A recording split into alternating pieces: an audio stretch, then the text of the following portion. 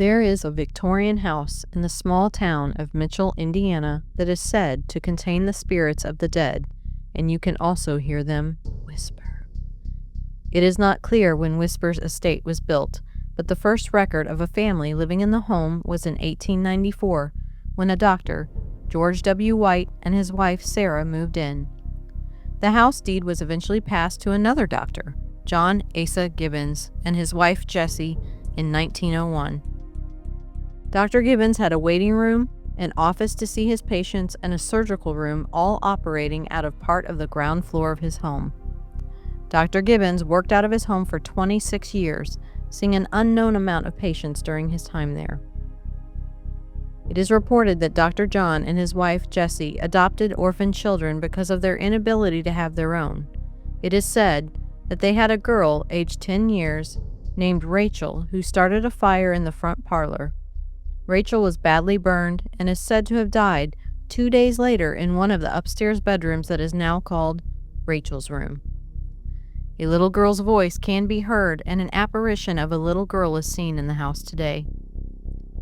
An additional child, who they call Elizabeth, is supposed to be a 10-month-old infant who died in the master bedroom of unknown causes.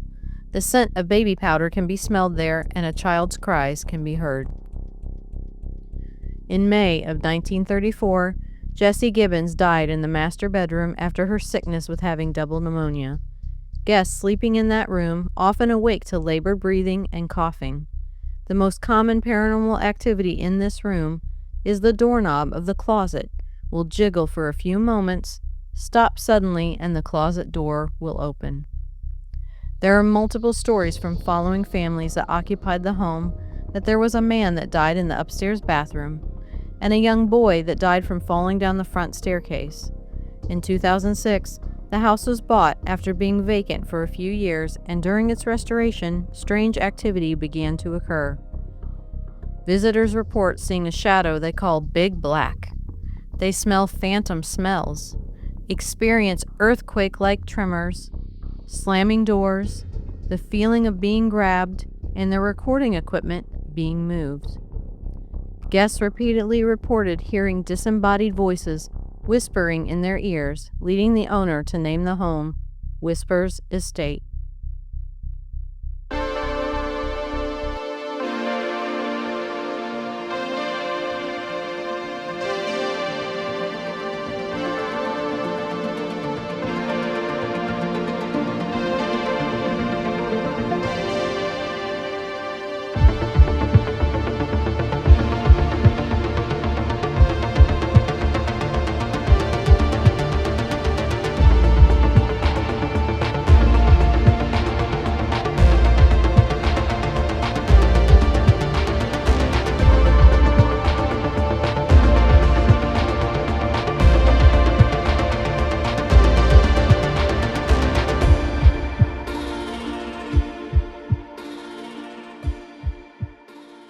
Well, hey everybody, welcome back. Hey everyone. I'm Logan. And I'm Nicole. And this is Generation X Paranormal.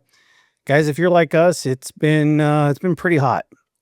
It's just miserable. Yeah, it's been very miserable. We are in the Midwest in Missouri, and it is it's almost like being on the surface of the sun lately. Mm-hmm. But you know what, guys, we aside from burning up, we got a great episode. Yes. We went to probably one of the very few places that I'll admit when I first got there, I was a bit scared. I was a bit nervous. I was a bit nervous. From things we had heard from our friends. Right, from things. And we went to Whisper's Estates. Yeah. Yeah, and thankfully we were invited by Chris and Anna of AC Ghosthunters. Mm-hmm. And we got to investigate with two of our favorite people, Mike and Sam from Epic VIP Events. Yep. That was great. It was a sixum. Yeah, it was a sixum. I'm not sure if that's a word, but I like it. It is now because I used it. It's a sixum. It's a sixum.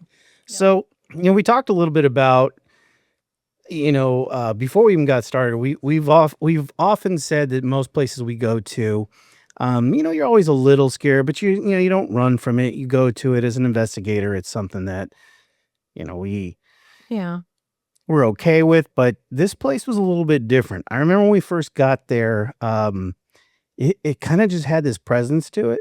It did. And we were just a little bit cautious. Hmm. A little bit cautious. That's what I was. I was like, I'm not going to read too much into that. I'm just going to feel what I feel and try not to pay attention to that.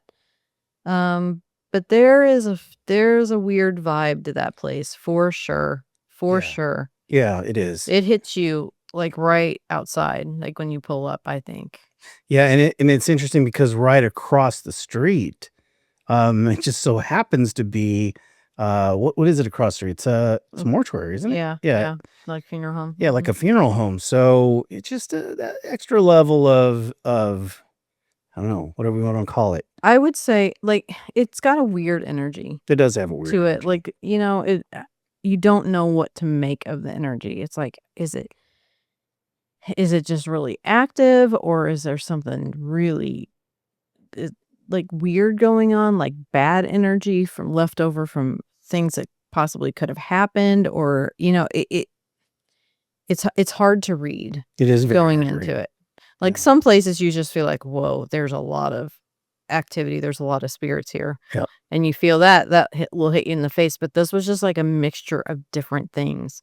And so it was hard to get kind of a beat on it. It was. Mhm. It really was. Now, thankfully, because we were there with a bunch of people that we knew, Mhm. it made it more comfortable. But yeah.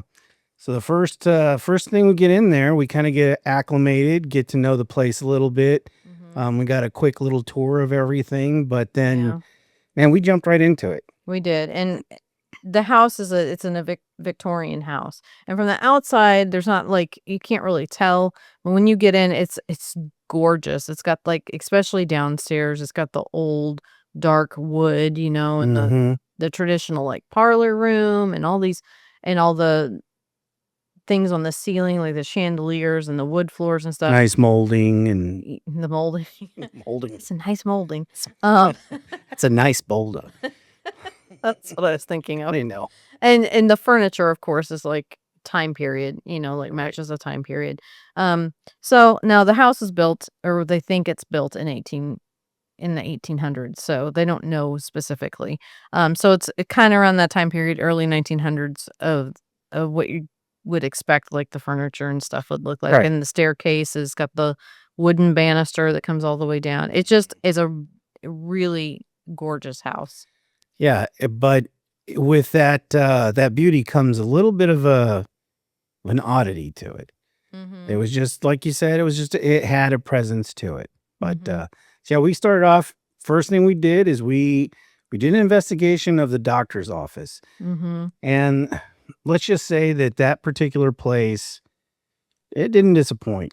No, and I talked about this a little bit in the history in the beginning. So this would be Dr. John Gibbons' office. So, in these old houses like this, especially, they had all these different rooms, right?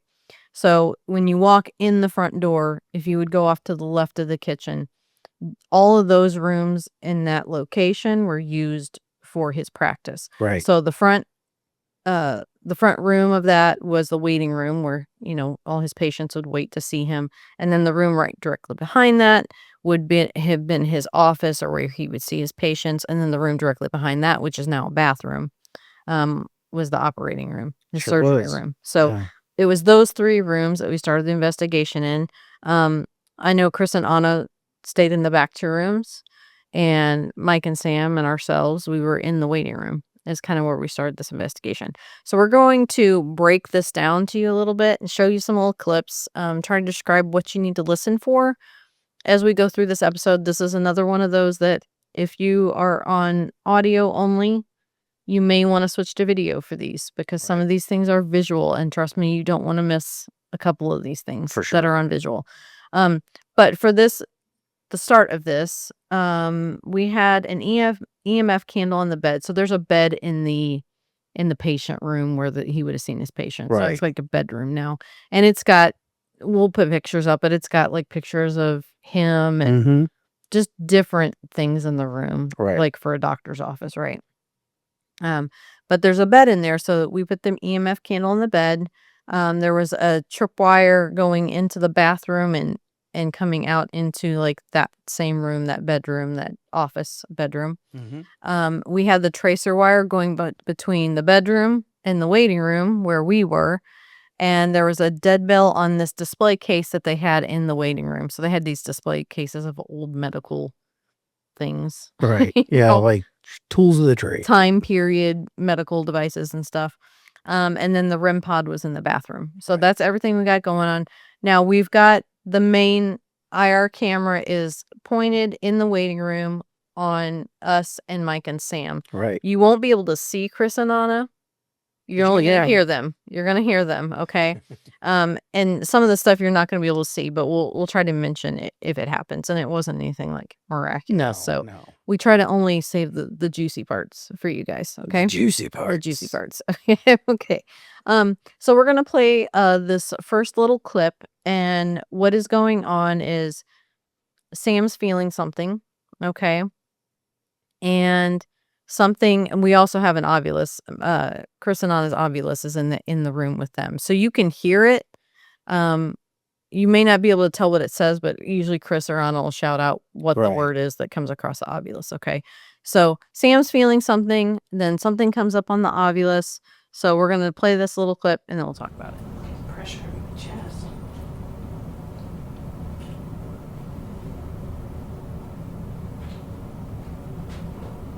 Is there someone here needing to see the doctor that's having a lot of chest pain?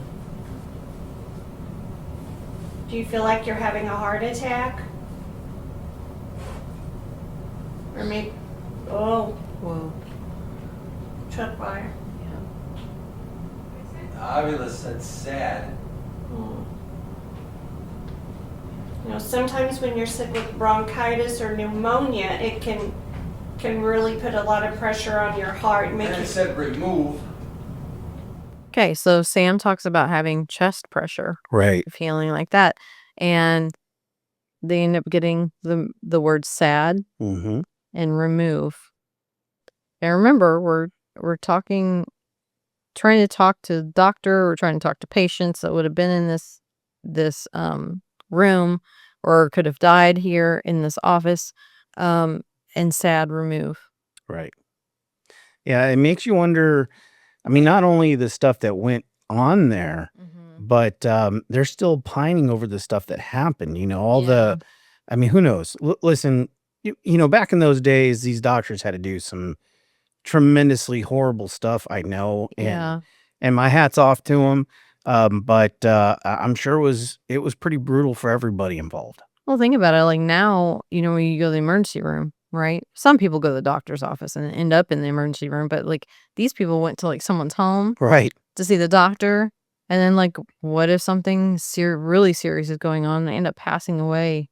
Yeah, in this doctor's office, right? It's really, really sad. So for sure, that was kind of interesting because she got that feeling there, and then that was the response. Okay, so we're gonna play this next little clip, and this is me. I had an interesting experience in this room, and it was one that stuck with me for a very long time because we were in there for probably over an hour. At least, yeah.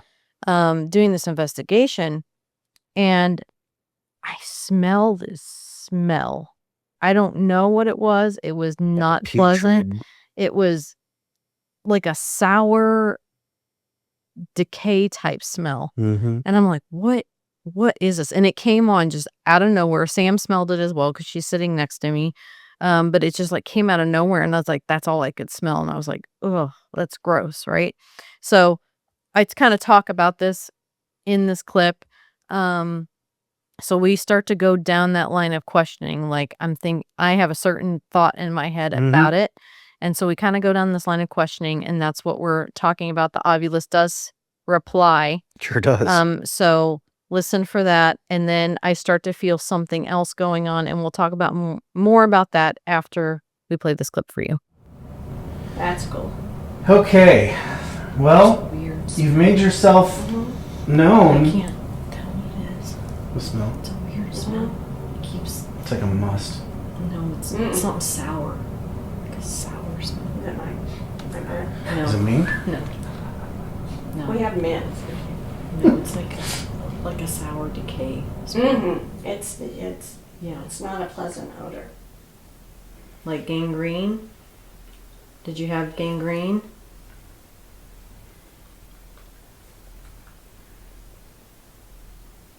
Did you hear Nicole's question? I have my recorder on if you'd like to come speak into the red light. We can hear you when you speak into it.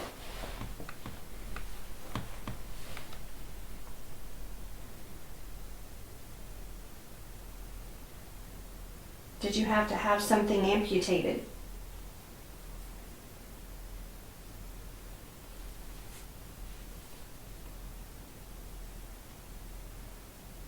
Did you have to have something removed? Abort. Okay. So You gotta hear like a I keep squeak or something. getting like an idea of something like hysterectomy or something like that, and that's like kept thinking of like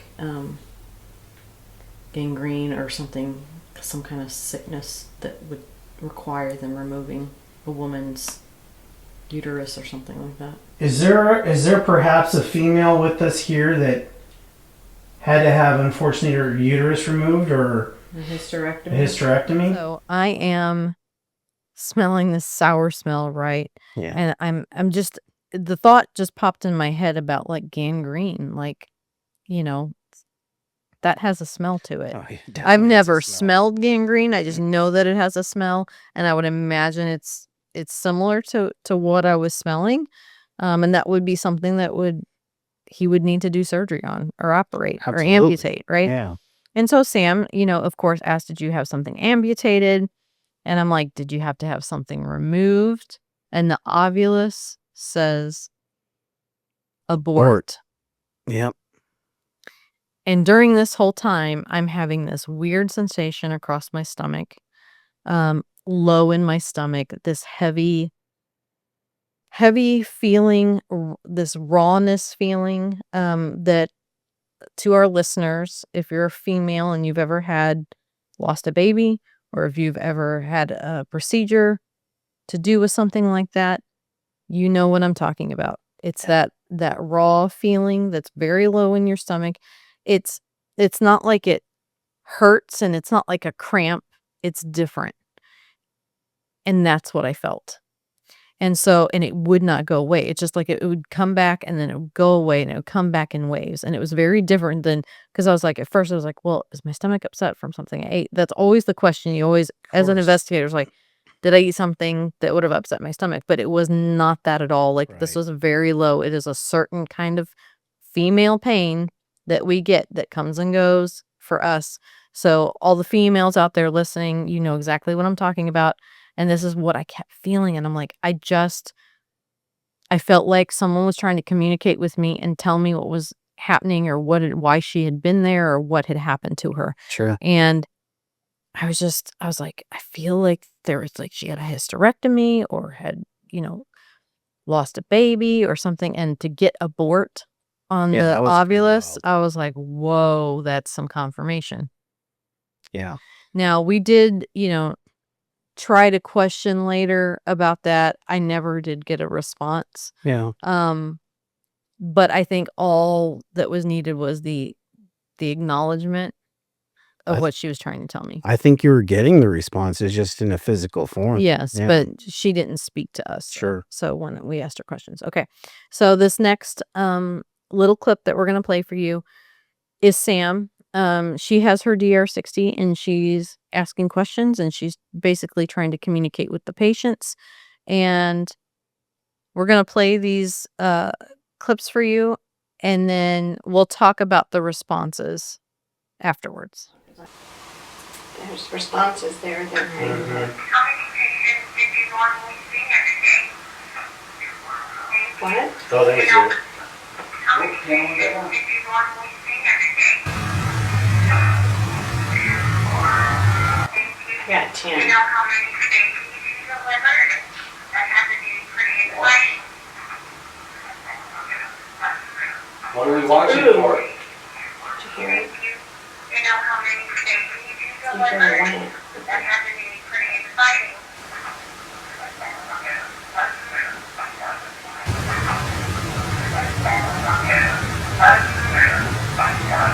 Sometimes when you're sick with bronchitis or pneumonia, it can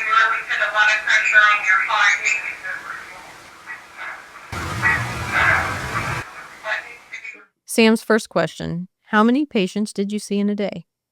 10. Yeah, 10. And think about it.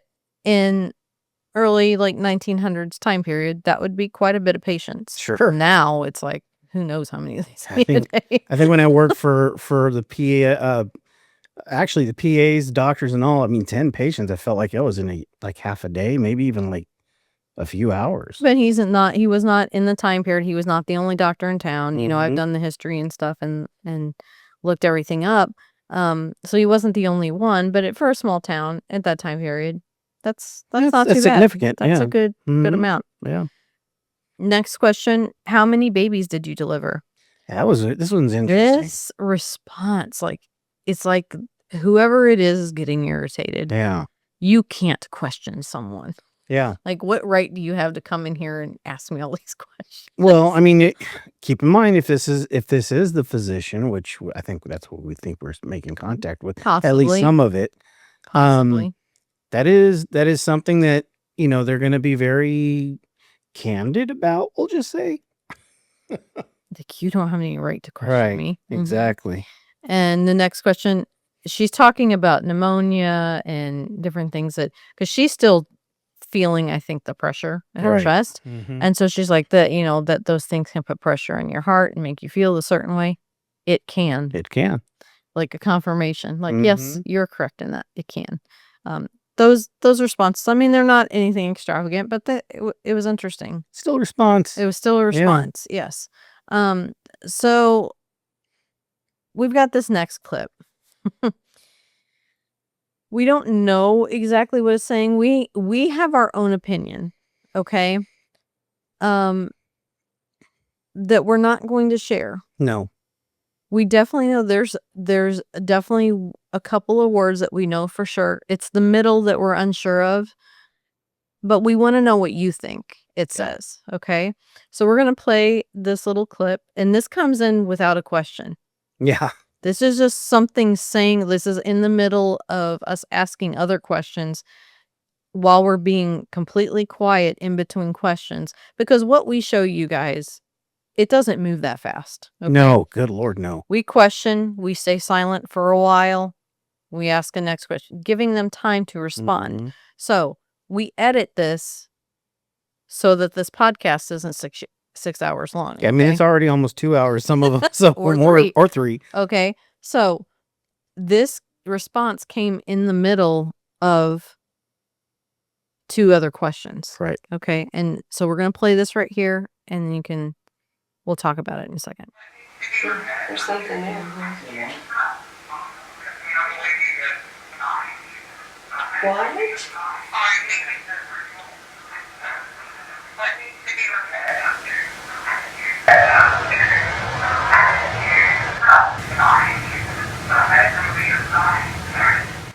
We definitely hear doctor, Yep. and then something, something, something, Something. and we hear Yeah. up. Yes. So we hear doctor, something, up. Up. Yes. Okay. So we have an opinion, but I want to go back someday and dig into this a little bit more, because I'm curious about what we think it is, and we don't want to make any assumptions. Okay. No. So No, that's we're the just gonna last say thing I that. want to do. now the other thing that we get a little bit later, right after this, is died here. Right. So Dr. something up died here. Right.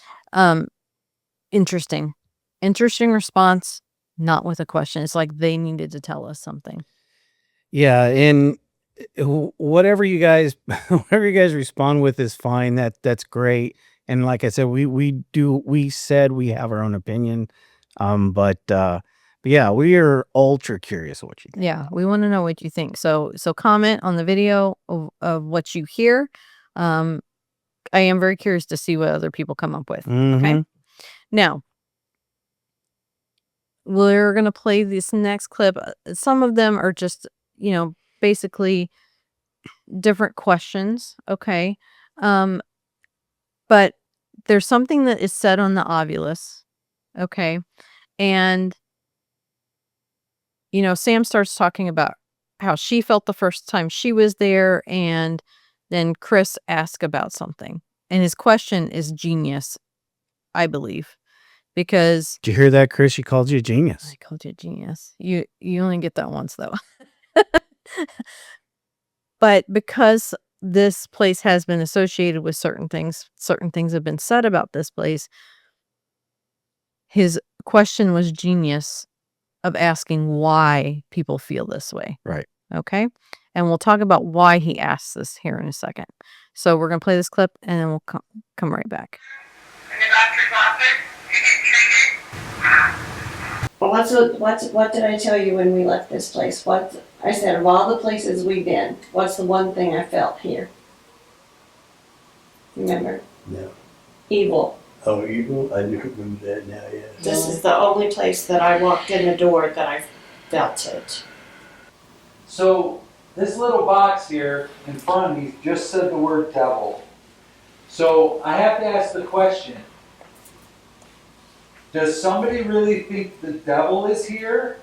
Or is somebody here that portrays Dr. Gibbons as the devil for bad things that he did during his practice?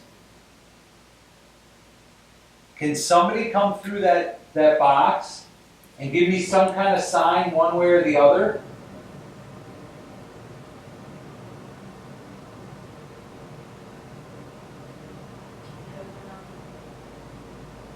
Say what on it? Candle. Okay. Something here that wants people to think people like the devil. There you go. There's something here that wants people to think people like the devil. It just keeps out of scaring people.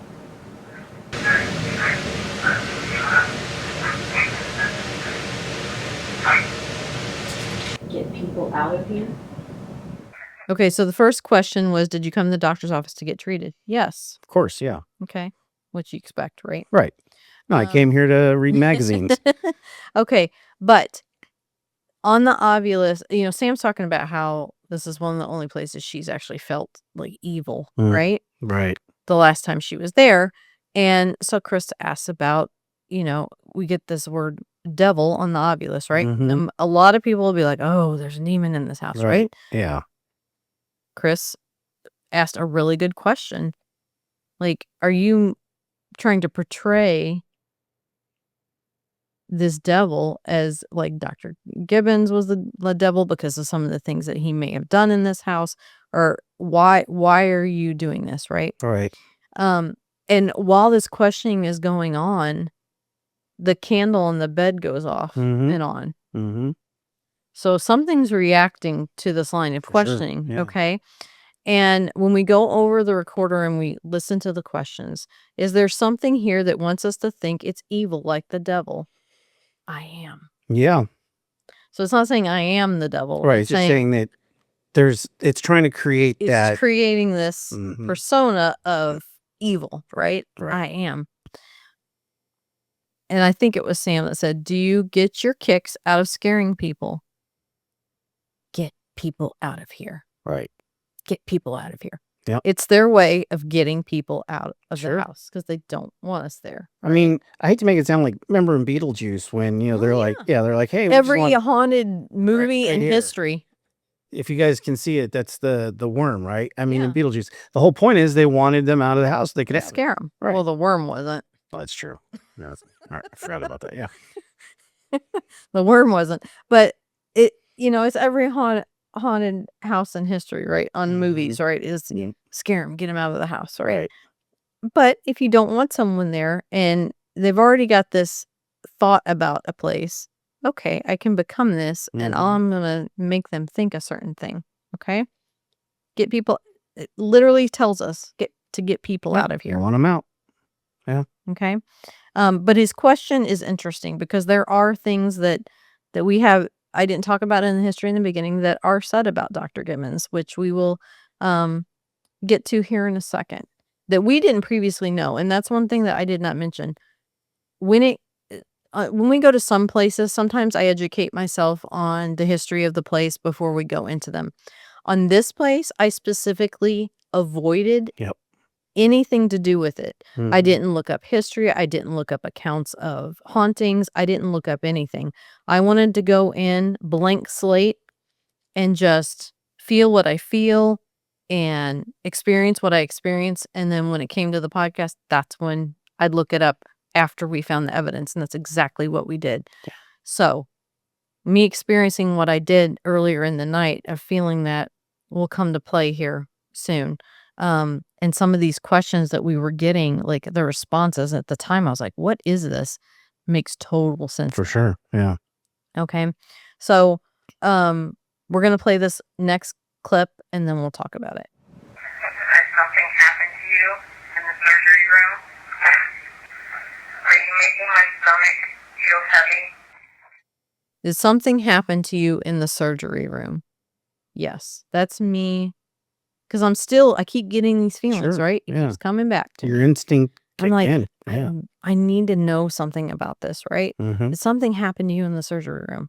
Yes. Yeah. Okay. And then you feel like you want to talk to the doctor. Right. Well, you guys had kind of had we decided it'd be a good idea to kind of break and have Anna come in and With us. with basically we're talking about the possibility of the female part of it.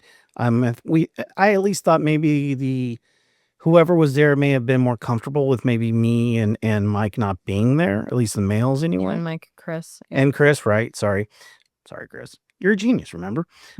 So instead of just going into the other room, I decided, well, I kind of want to go into the doctor's surgery room. And I figured because if anything, if you're going to make contact with a doctor, a lot of stuff happens in his surgery room. Lives get saved, lives get lost. And if you're going to make contact with one of them, that'd be a great place to start. Mhm. So I went in there with the DR60, our DR60, and I wanted to have an open discussion with them. Only because having been around a lot of medical, I was a medic in the Army. I was also in the Navy. So I lived 2 lives. But while I was in the Army, I was around a lot of doctors. So I kind of felt like maybe I had a little bit of a shorthand, maybe try to understand what was going on with him. And I definitely got some responses. Yeah. So yeah, that's what I did. Okay, so we're gonna play this little session of Logan speaking in the bathroom doing some audio work, and then we will play the responses and we'll talk about them. Okay, Dr. Gibbons, I am in your operating room. Did you sometimes take pieces of people and bury them in the backyard? Did you ever put a whole body in the backyard? Did it upset you when you lost a patient? I don't ask that to be disrespectful. Please understand, I was an Army medic. I've seen what that does to patients, but I also know what that does to a doctor. Have you found peace in what happened? Thank you, doctor. Yeah, so I'm not sure why I asked some of these questions. It was really weird. And like Nicole said, we didn't really have a ton of history on this.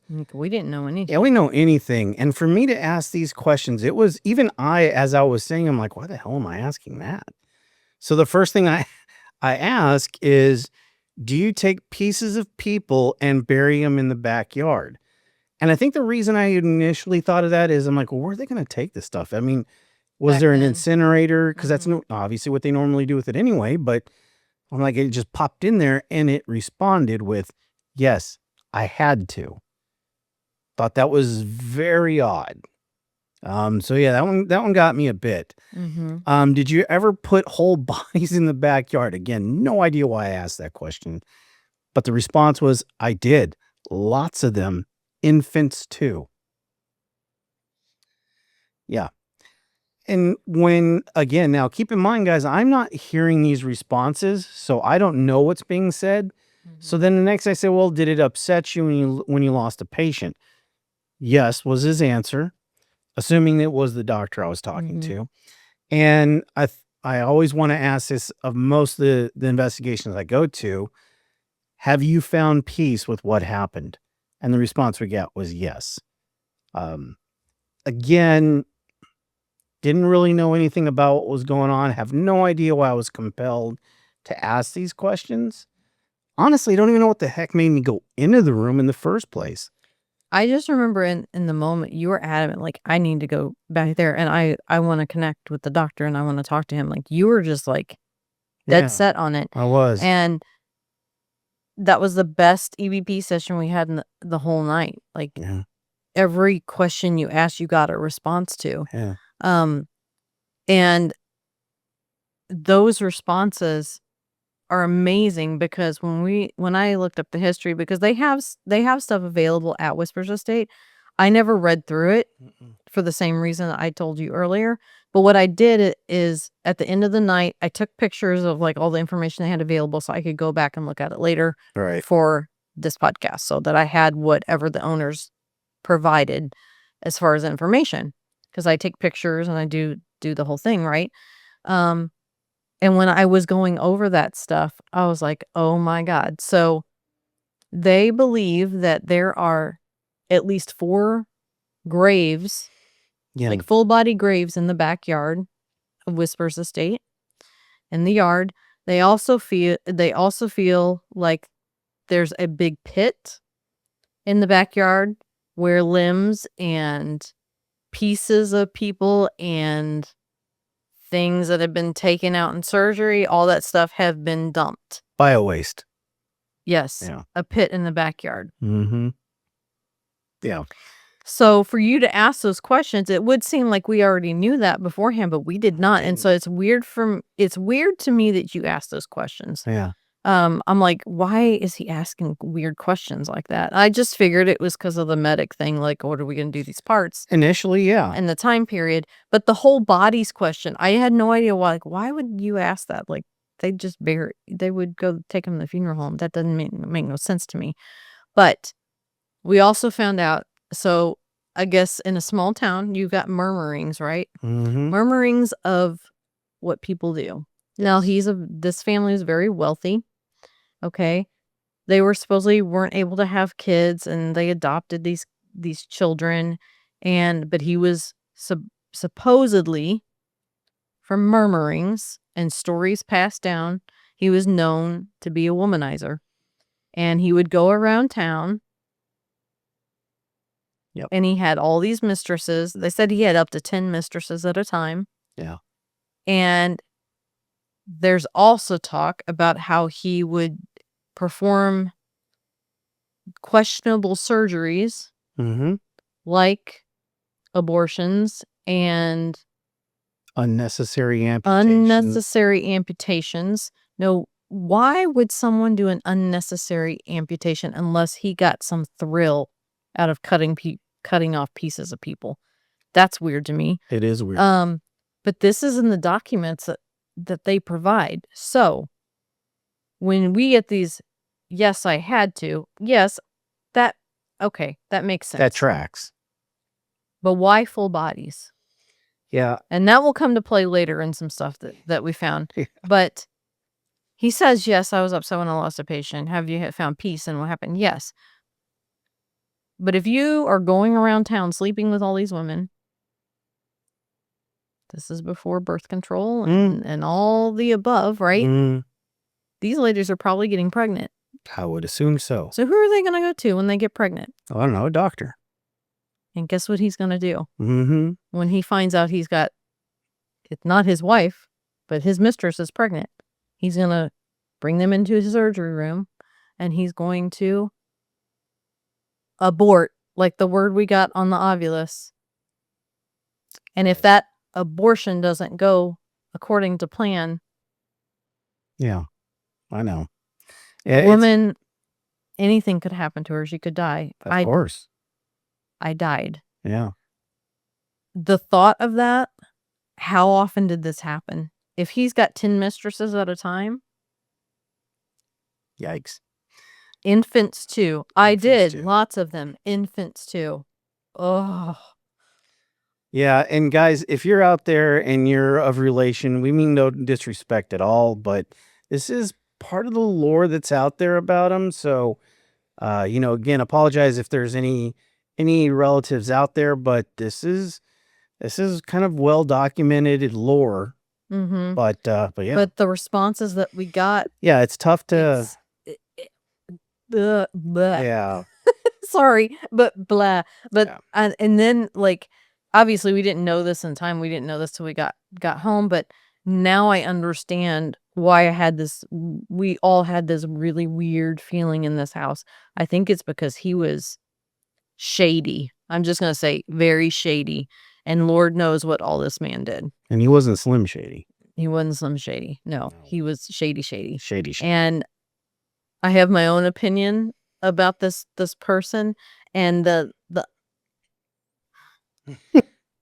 the amputating things Yeah, that that's didn't need to rough. be amputated. Why would someone do that unless they enjoy it? Yeah. And those people out there understand what I'm saying. Who does stuff like that and disguises themselves under the guise of a doctor? Feel like there's a Ryan Murphy show in there somewhere. Mm-hmm. So, Or Dexter. or Dexter. But Dexter did it for good. He sure did. I don't know. I know that's a huge stretch. I'm just saying, like, it's the first thought that came to my mind is like, It's hard not to argue it. did he enjoy this so much and he just I don't know. and why the full bodies? Why there are full bodies in the backyard? That makes no sense to me because It doesn't. he's literally across the street from a funeral Right. home. Whether it was there or not, they would have had a cemetery at some point in that Right, place. Right. Yeah. But we're not going to stay on this track for very Nope. long, but Nope. it's one of those things when we got these responses and then we found out about the pit of parts in the backyard and the bodies in the backyard, which is the early 1900s. It's not Mhm. like we're in the 1700s. Right. It makes no sense to me. It really does. This is a town. This was a street. By the way, I have looked up the street. There were houses along this Yeah. street, so they weren't out in farmland or anything else. I just find it really extremely odd, strange, and weird. All three of those Kind of made me up think of the together. Burbs when they're out there in the backyard digging Mhm. and Tom Hanks looks out there. Mm-hmm. Mm-hmm. So, yeah. So we're gonna We're go gonna past this, you know, but that's yeah, that's what we got. It's just it's crazy to me. Yeah. And I did not expect that at all. I was just like, oh, the doctor practiced in here. People probably died on the table, but what did we get? You never know what you're gonna get. That's right. Life is that box of chocolates. It is. So we wrapped up in the doctor's office, right? Mm-hmm. We did go into the parlor, guys. I'll be honest with you. We did an investigation in there. Not a lot happened. There was a few things here and there. We heard some what we thought were whistles. Right. Very distant whistles. We thought we heard some movement from upstairs. Mm-hmm. We did see some shadows, some tall shadows. Saw that. Yeah. But obviously most of the stuff the camera didn't pick it up. No. There's nothing to show you. No. We can speak about it, but it was just our personal, experience. But we didn't really get a lot of response in the parlor. Now, the only reason we kind of went into the parlor was to try to communicate with whoever was there. Also, as in the history, it's said that one of the adopted daughters, caught on fire in the parlor. And there is a door in the parlor that I wanted to mention that it's one of the pocket doors, that they had back then. Big, tall wooden door that is, it looks like it could have been burnt. We'll put the picture up here. Tell us, guys. But that's what the story is. It's like, this is from where the fire was that Rachel started. Okay. Because I think if I remember right, the story is that the candles were on the Christmas tree or close to the Christmas tree, and it caught her dress on fire, and it burned the door right there. Right. So I took a picture of it. This is it. I don't know. Tell us what you think, guys. We'll get more to that a little bit later. Yeah. Okay. So yeah, not much in the parlor. So we decided to go upstairs. Now, there are 3 floors of this house. There are. Okay. And a basement. We didn't go in the basement. And I ran up all 3 of them, down all 3 of them. Mm-hmm. We'll talk about that one later. You did. So we decided to go up to the 2nd floor. So when you come up the stairs and go to the second floor, there's 2 bedrooms, and at the very end is what's called the servants' quarters. Right. Okay. And it's got one of those like middle staircases, like that's directly in the middle of the room. There's a closet to the left. It's an interesting area, interesting room. But we I'd say. decided to set up and do an investigation there. And, we've got an arsenal of stuff set up. We've got an EMF candle. We've got the tripwire, which is wrapped around the staircase. We've got the dead bell that we decided to put inside the closet. Mm-hmm. We've got the tracer wire in the hallway. We've got the flux on the table. We've got a music box in the bathroom that's right outside the servants' quarters, pointing towards the hallway. We got just an arsenal of stuff. Yeah. Now, this closet, they talk about, I guess there's some stories about how if the kids were bad or something, they'd lock them in the closet. Yeah, and That's just kind of a story. I don't even know if it's necessarily a closet either. They say it, but it's almost like an attic kind of space. I don't know. It's weird. Yeah, it's large. Yeah. It's got like double doors. I'm not really sure, but you know what it was used for. But right now, it's a closet. It's got chairs in there, like you can go in and sit in it. Yes, it does. So we're gonna decide to investigate up here. We're gonna try to make communication with whoever's there. Now, as we're setting up, we're gonna play this because it's really quick. So we're all talking and we're walking across the floor and we're trying to get, I think I was messing with the tracer wire because there was things going on there. And it was lighting up, but it was because I think it wasn't straight. Mm-hmm. And so I'm fixing that, but we're gonna play this little clip here. But pay attention to the sound that you hear, and the flux on the camera is on the left-hand side sitting on that table. Okay? No, you made it worse. Whoa. Yeah. I heard the door. The door. And then that just went off. Yeah, I heard the door. Is that the biblical? The door creaks. You don't see it move, but you hear it creak. But that's a pretty heavy door on that door. closet. Mm-hmm. But the flux lights up green. That's what's interesting. Is and that has to be triggered by proximity. Mm-hmm. It is not EMF. Mm-mm. So something had to have moved on that side to make it light up, which is right next to where the door was. Right. Door was. So at the time, I thought it was me stepping on the floor, but it's the door creaking. Yep. And right before that, we didn't actually show you the dead bell was in there and it went off. Yeah, that was inside the closet. That was a surprise. Mm-hmm. Mm-hmm. Yeah. Okay, so this next one, these next couple we're gonna play, they're all kind of related to each other. And this is something that we didn't realize until we started investigating and asking questions, because we're asking them to light up lights and stuff, because we've got the tripwire, we've got the tracer wire, any of our devices, right? They choose not to use any of our devices. Instead, they choose to use something else. Sure did. And so this is all related to something that belongs to the house. And we're going to play these 3 clips and then we'll talk about them afterwards. Thank you. You don't have to be shy. We don't mean you any harm. We're here to just communicate with you. We're respectful.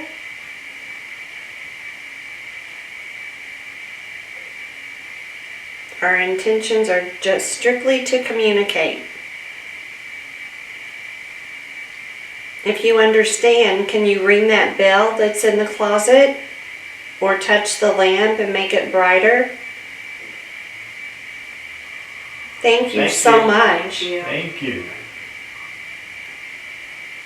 If you'd like to talk to us, go ahead and light up one of those purple lights like you did before. Oh, thank you. Thank you. That light works too. Yeah, that too. Every time we ask, and what's great about this is immediately after. So this lamp in the corner that's sitting between the 2 of us is a touch lamp. Mm-hmm. My grandmother has them, which is why I knew exactly what it was. And you just have to exact tap same it. one. It is. And you tap, you can tap it 3 different times, and it will get brighter each time. Right. So you tap it, tap, tap, and it gets brighter each time. So it's so funny when we say that lamp lights up. All right. Sam asked us to touch to actually touch the lamp and make it brighter. And you can see it get brighter. It did. Even on the IR, I'm like, whoa, Yeah. that was really cool. Yeah. And then you ask us again to light something up, and there goes the lamp. Yeah. Now, in between these times, it did not turn it off. We turned it off Right, because the right. IR camera was on, and we're like, we knew it was probably like blocking out things. So all these times are several minutes apart in this investigation. So we would turn the lamp back off to continue what we were doing, and then it would light it back up. Right. So I thought that was really cool. It's probably the easiest thing for it to touch, or it just identified it with the lamp. It liked the lamp. I mean, it's been in its space, Mhm. so they know what it is. But it was really cool to have it light up like Yeah, that. that's pretty Mhm. wild. This next clip, we decided to do an EVP session with the DR60. It is our DR60, and we are going to set it inside the closet and ask questions and let whatever it is in the closet reply to us. So we're going to play this clip, and then we'll talk about it. All right, let's go. Okay. Doesn't it feel creepy as heck in there? It feels creepy. Just like that. I don't know if it shuts all the way or not.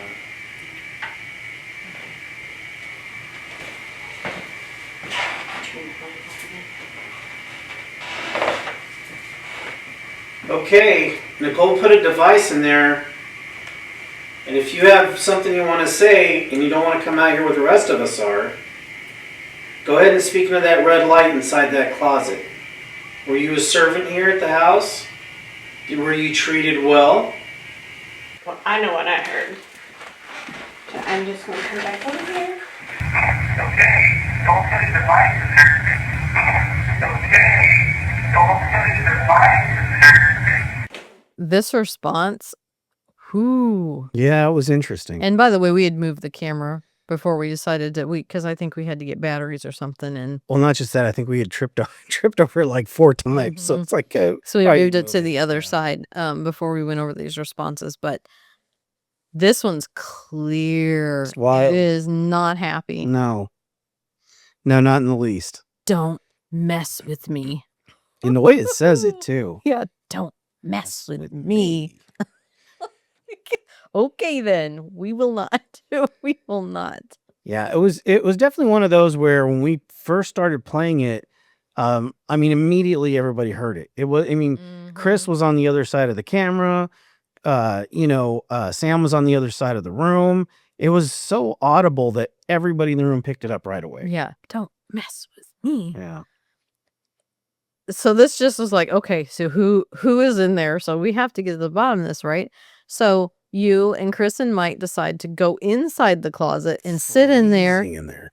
God, it's cold. And yeah, it was really cold because we were there in like December. So, but you guys are going to do a DR60 session in there. Yeah. Okay. Yeah. So this next clip is them asking questions and the couple of responses that they get. So we're going to play this and we'll talk about it. You want it? Nope. You want a laser pointer? No room for that here. Yeah, I saw the movie. It didn't happen. Door's shutting. Can you lock us in? I can give you a book. I don't know, does it? Is there a latch there to lock us? Yep, it is. Yep. We will lock you in. We're gonna go have margaritas. You're locked. See ya.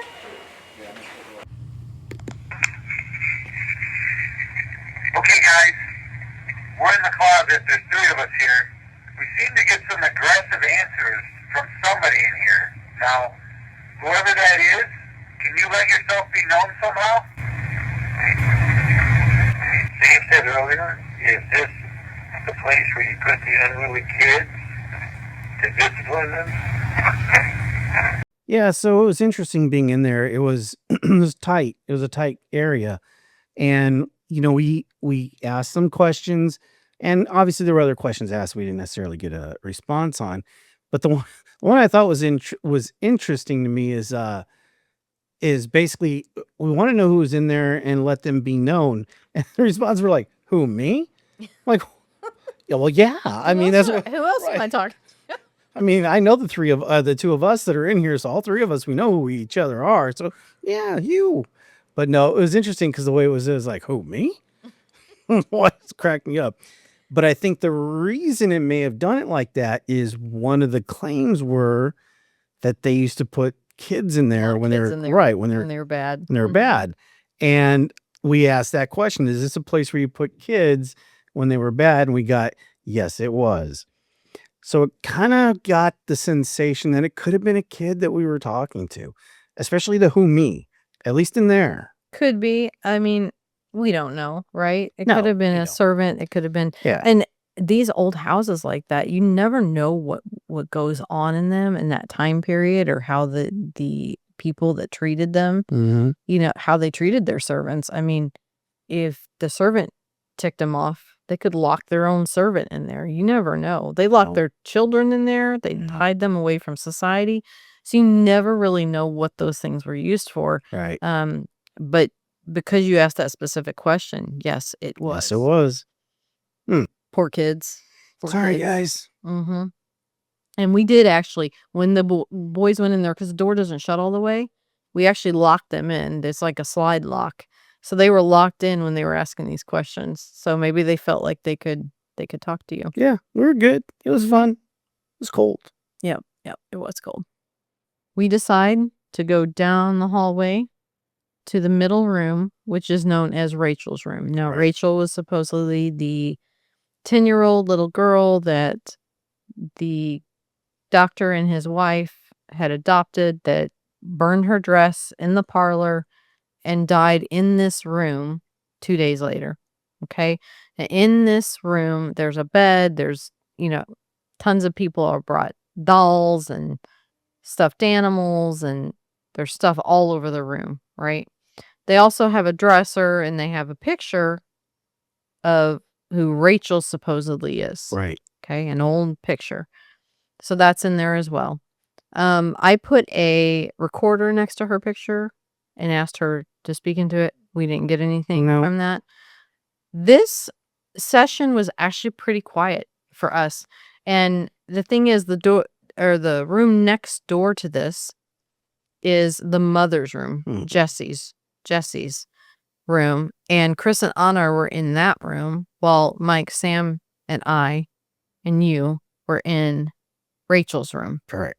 And directly across the hall from both of these rooms is like a little, I don't know what you'd even call that. It's like a tiny little room close to the staircase to go up to the next floor. Yeah. And Chris and Anna had placed their music box in there because I guess shadows are seen in there. Right. So you're going to hear the music box going. It was going off constantly. While we were doing this investigation. So we don't know if there was, and that's just motion. Yeah. So it's not an EMF. No. It's motion. So I don't know what was going on in there, but this is that session. And we didn't have a lot happen, but this is something that we didn't know in the moment. Yeah. This is something the IR camera picked up, and Sam is asking it to play music, to play like a full thing from the hallway, because we kept hearing it go off. So she's asking us in the moment, and we're going to show you. So if you're not on video, you need to click on the video now to see this. Keep your eyes right above the bed, like close to the headboard.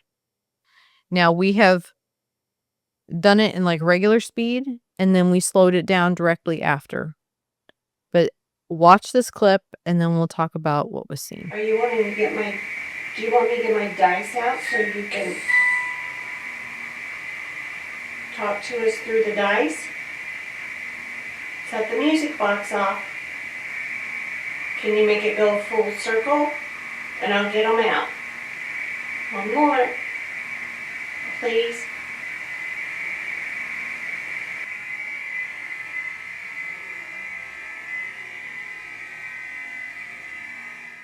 Yeah, so you hear Sam as the play this music. And then I don't know what this is, but it comes from out of nowhere, like it manifests out of nowhere and shoots across the top of the headboard and then disappears. Yeah, and guys, I am not as most people know that know me, I will overanalyze something until it's blue in the face. I tried so many different ways to see that as a bug. But what's odd, like Nicole said, it literally manifests right then and there, travels maybe 3 feet, maybe, and then vanishes.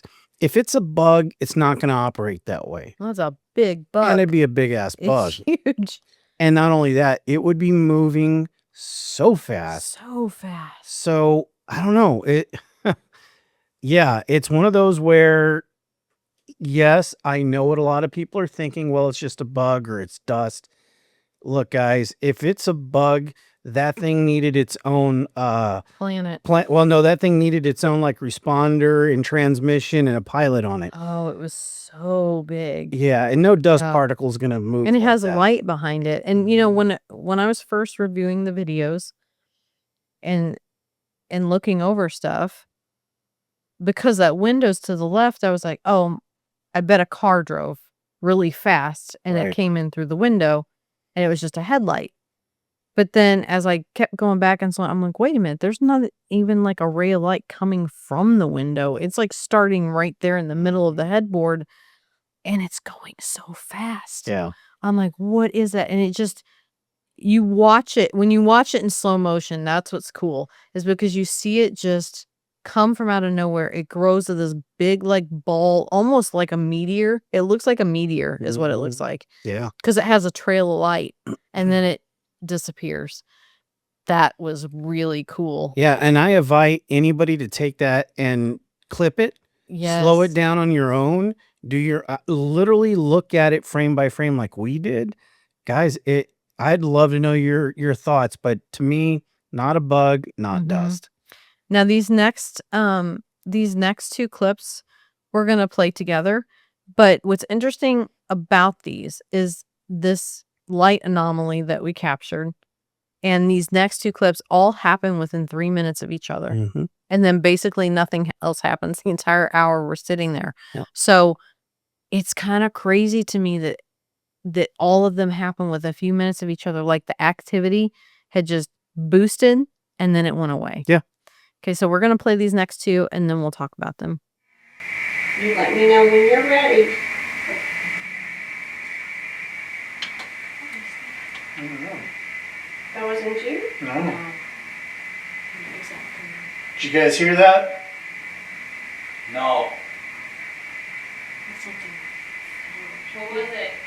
It's in that room where all your shadow people are. Oh. Rachel, is it okay that we're in your bedroom? We'd like to talk to you.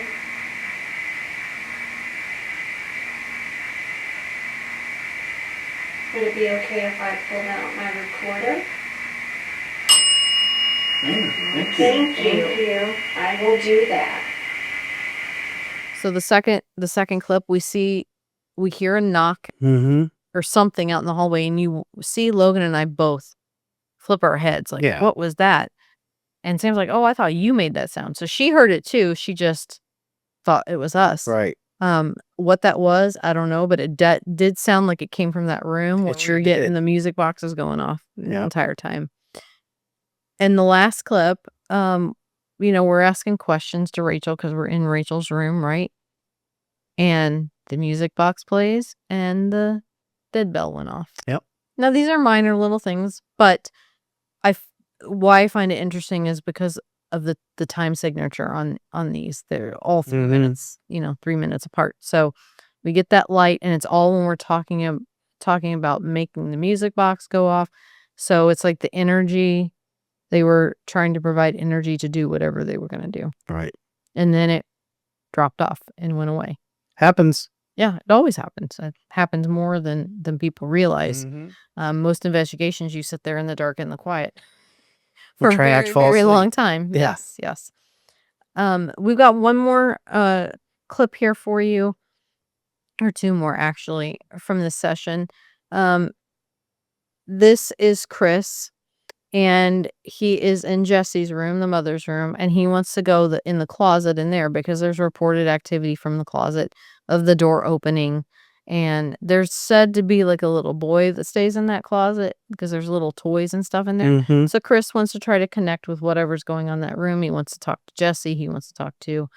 Also, if you remember in the history in the beginning, there was supposed to be another adopted daughter, possibly adopted, possibly was Jesse and John the doctor's biological child. Mm. Nobody really knows. Everything's hearsay. But she was supposedly 10 months old and died in that master bedroom, Mm-hmm. and nobody knows why. Right. Okay.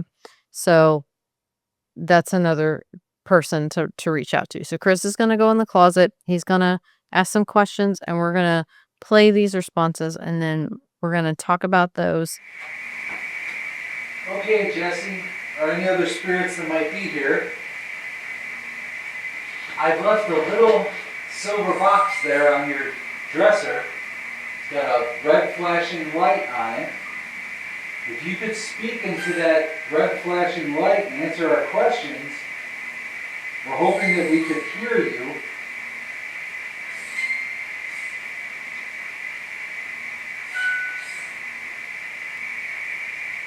Jesse, can you tell me what you passed away from?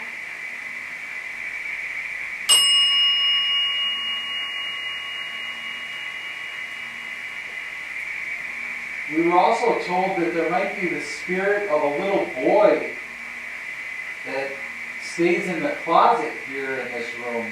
Can you tell me that little boy's name? We also heard that your baby that wasn't even a year old passed away. Was your baby a boy or a girl? Could you tell me if it was a boy or a girl? What was the baby's name? Thank you, Jesse. I'm going to listen back now. And the lights in there.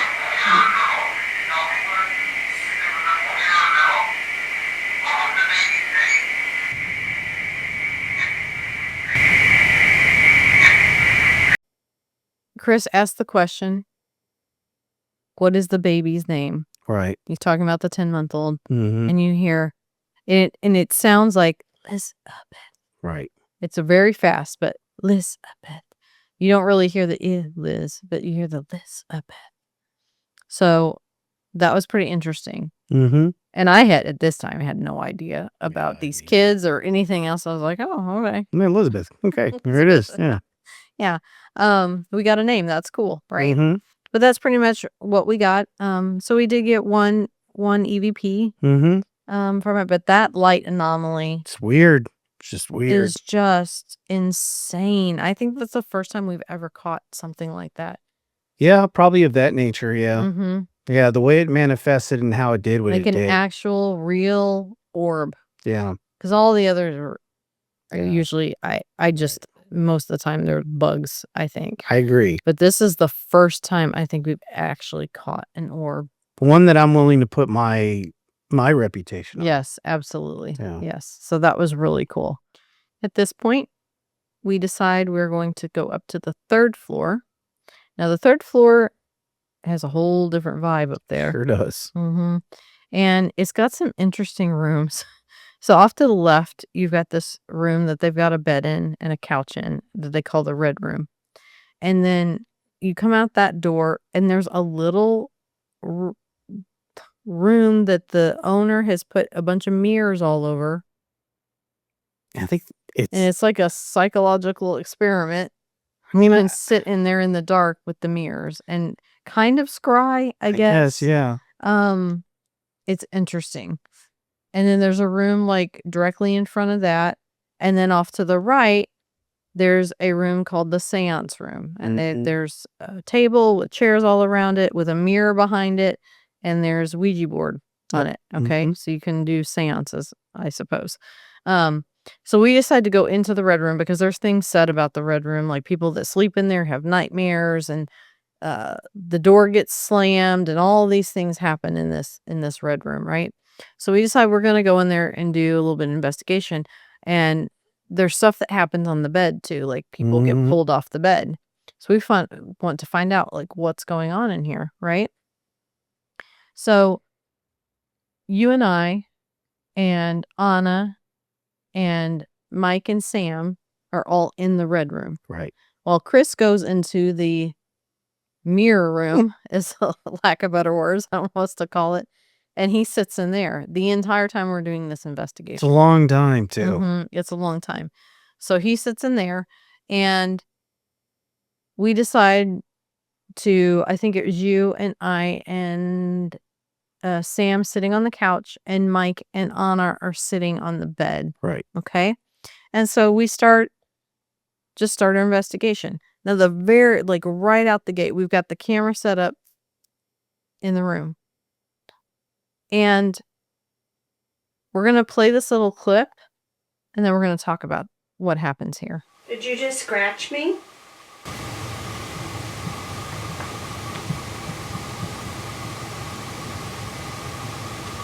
So I'm reviewing this, and I'm like, what is that sound?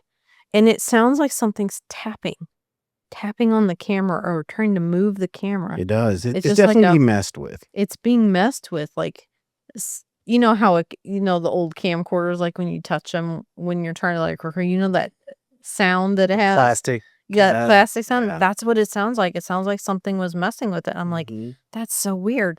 Well, I come to find out later when we get home and I start, looking all over the paperwork that the Whispers estate provides. One of the claims is that recording equipment will get moved or turned away from what you're trying to record so that you can't capture what you're trying to capture. Yeah, a lot of investigators have to hide stuff. They hide, they have to hide video cameras because they won't perform on camera, I guess. Yeah. Prudent. That's crazy. So I think it was messing with our recording equipment. I think so too. Didn't succeed, but it's just wow, crazy. I had it tightened down. Yeah. But it was going somewhere. Yeah, it was. Okay, so we want to get to the bottom of the bed. Why is this happening on the bed? Why do they not want us in the bed? Sam decides to do a EVP session with her DR60. So some questions are asked about that. We're going to play this clip of us asking the questions and the responses, and then we'll talk about it.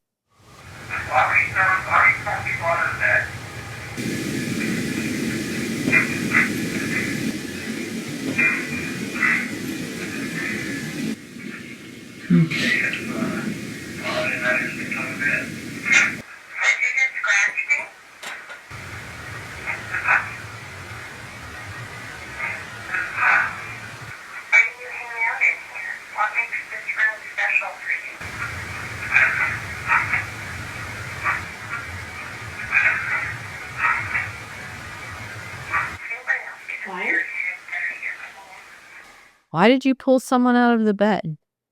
It's fun. Yeah. I mean, I'm sure it would be fun. Yeah, I mean, but that's a definite response. It's fun. Yeah. They're excited to do it. And Mike, is it okay if Anna and I sit on the bed? Yes.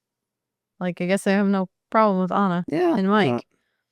And Sam, this is not the first time that this night this has happened where she feels like on her wrist, like she kind of feels like a scratch or she feels something. She's like, something's messing with me, right? And this was not the first time that night. So she asked, did you just scratch me? I did. Yeah. Now, there's no marks on her. We didn't see, never saw a mark. No, But it's just that feeling that feeling of like, ow, out of nowhere, right? Yep. Did you just scratch me? I did. What makes this room special to you? Because we're figuring, okay, they're doing this to get people out of the room. They don't want them there because it's their room, right? Is it special? Why? Yeah, it was I guess it's not special. Yeah, I mean, it's like, there's only a room next to us with a bunch of mirrors. Why is this one special? Is this so special? Why? Yeah. Yeah. I don't know.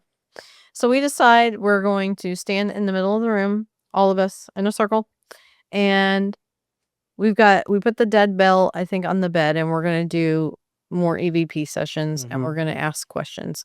And a lot of us will ask the same question. Right. Just to see who gets a response. Right. We're going to play this clip, okay? All in session, and then we'll talk about everything that happens. But there's something really important that happens I want you to pay attention to.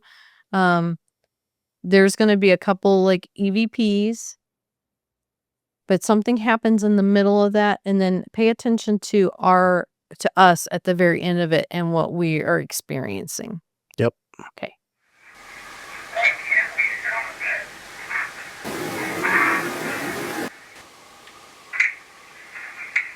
They're numbered. The color of the wall? There you go. Do you like the color of the wall? Do you like the color of the wall? Do you like the color of the wall?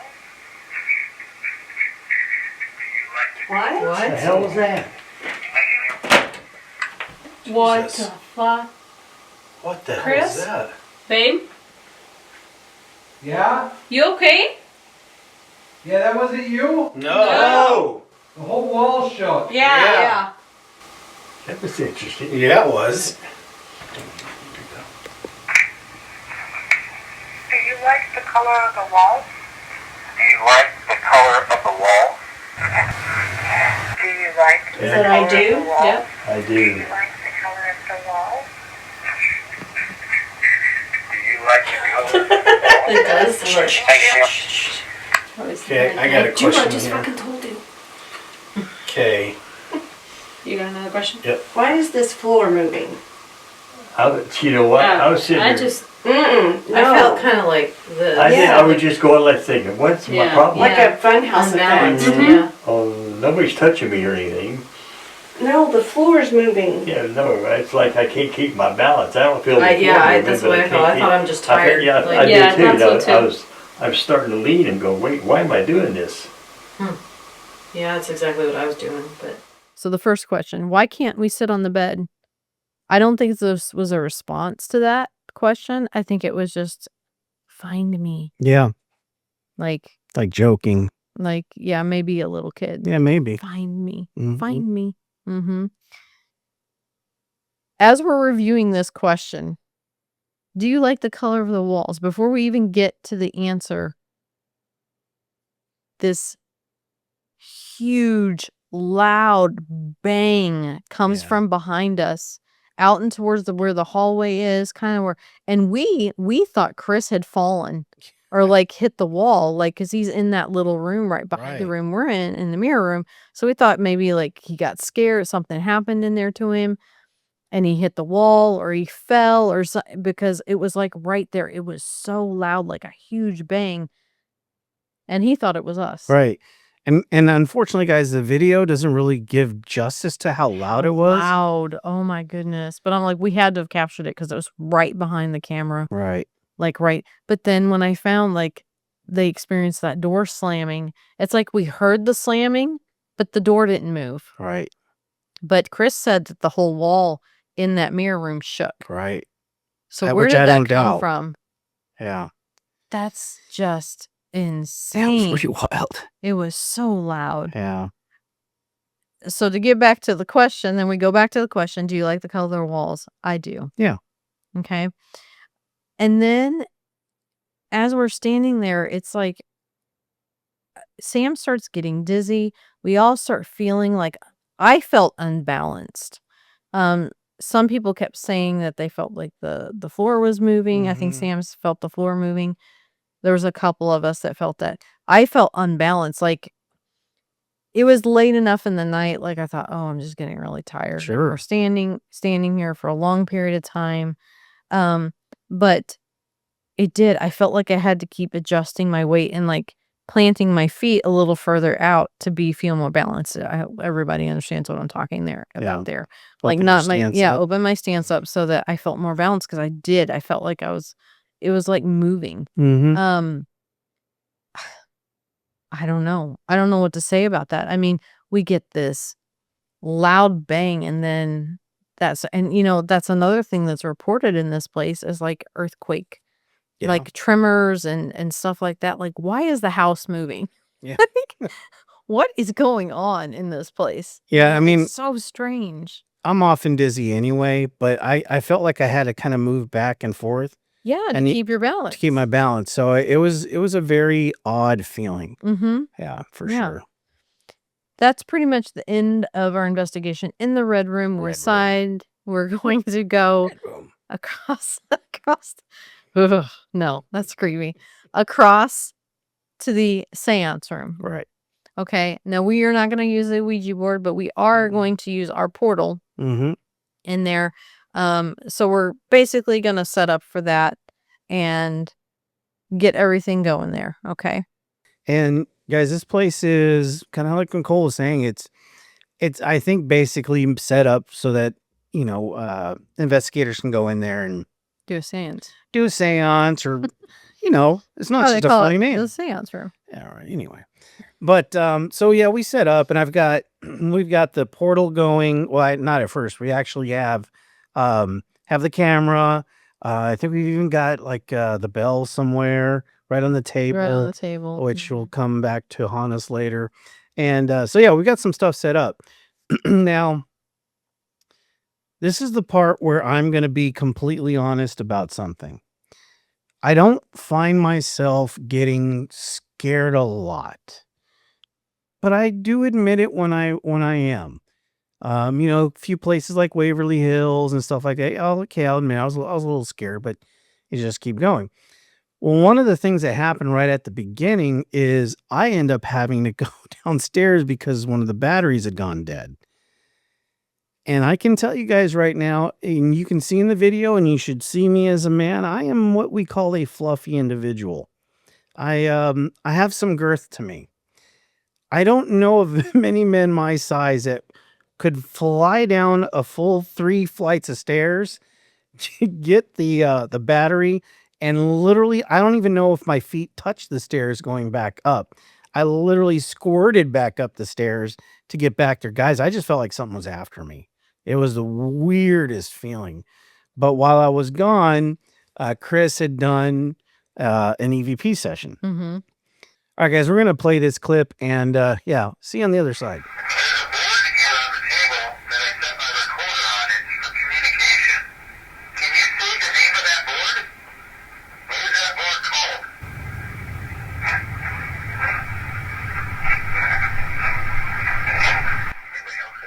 Okay, so in the clip you hear Chris ask the question about, what kind of board it is or something of that nature.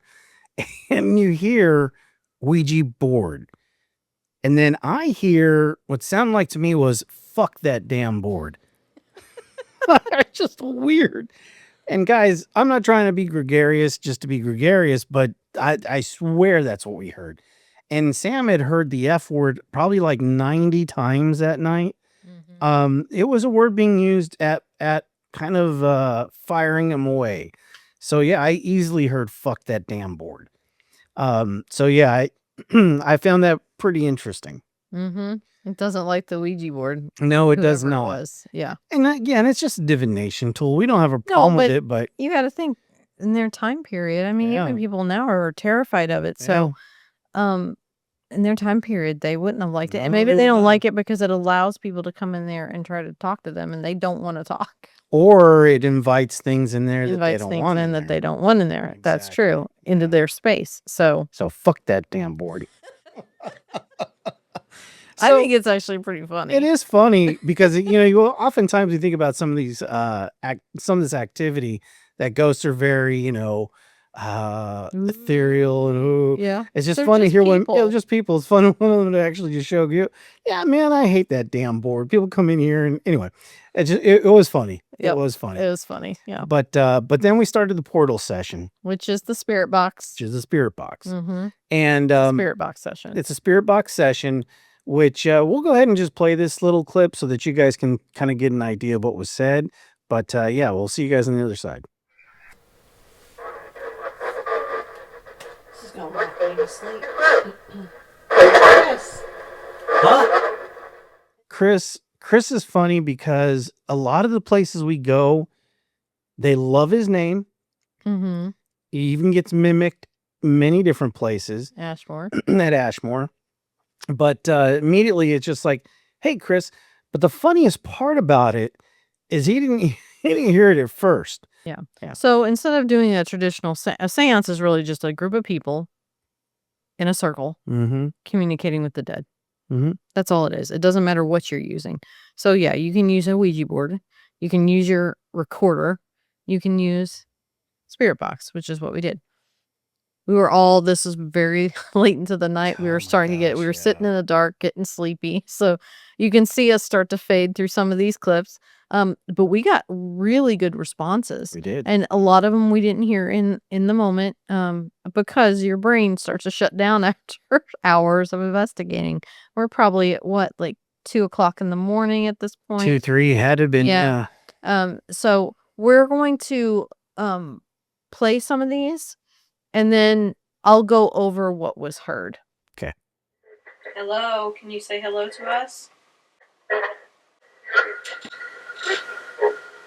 Christopher. Hello. So we've heard a lot of crazy things about this room. Can you tell us who's here with us? Are all the stories true about this room? Show us how intelligent you are.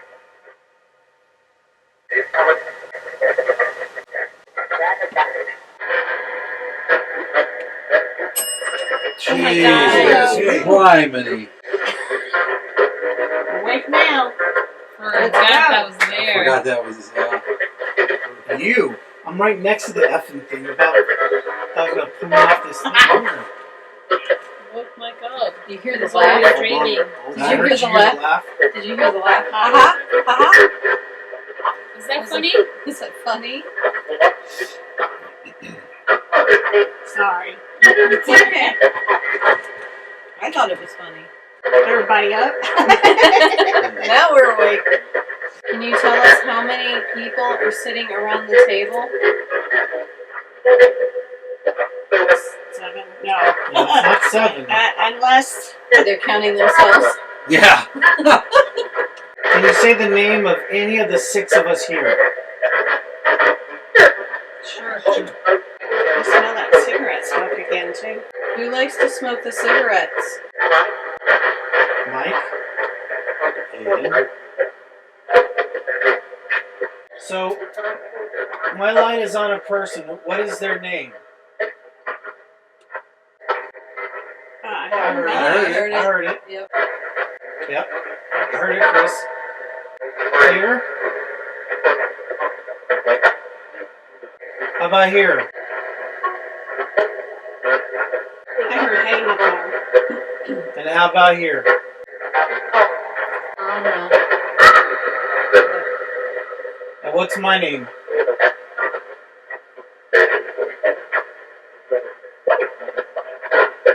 My name starts with the letter L.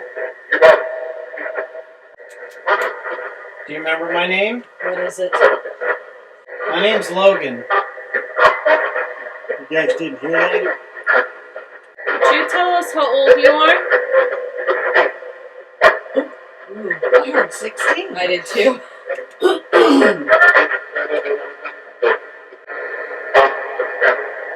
Up the steps.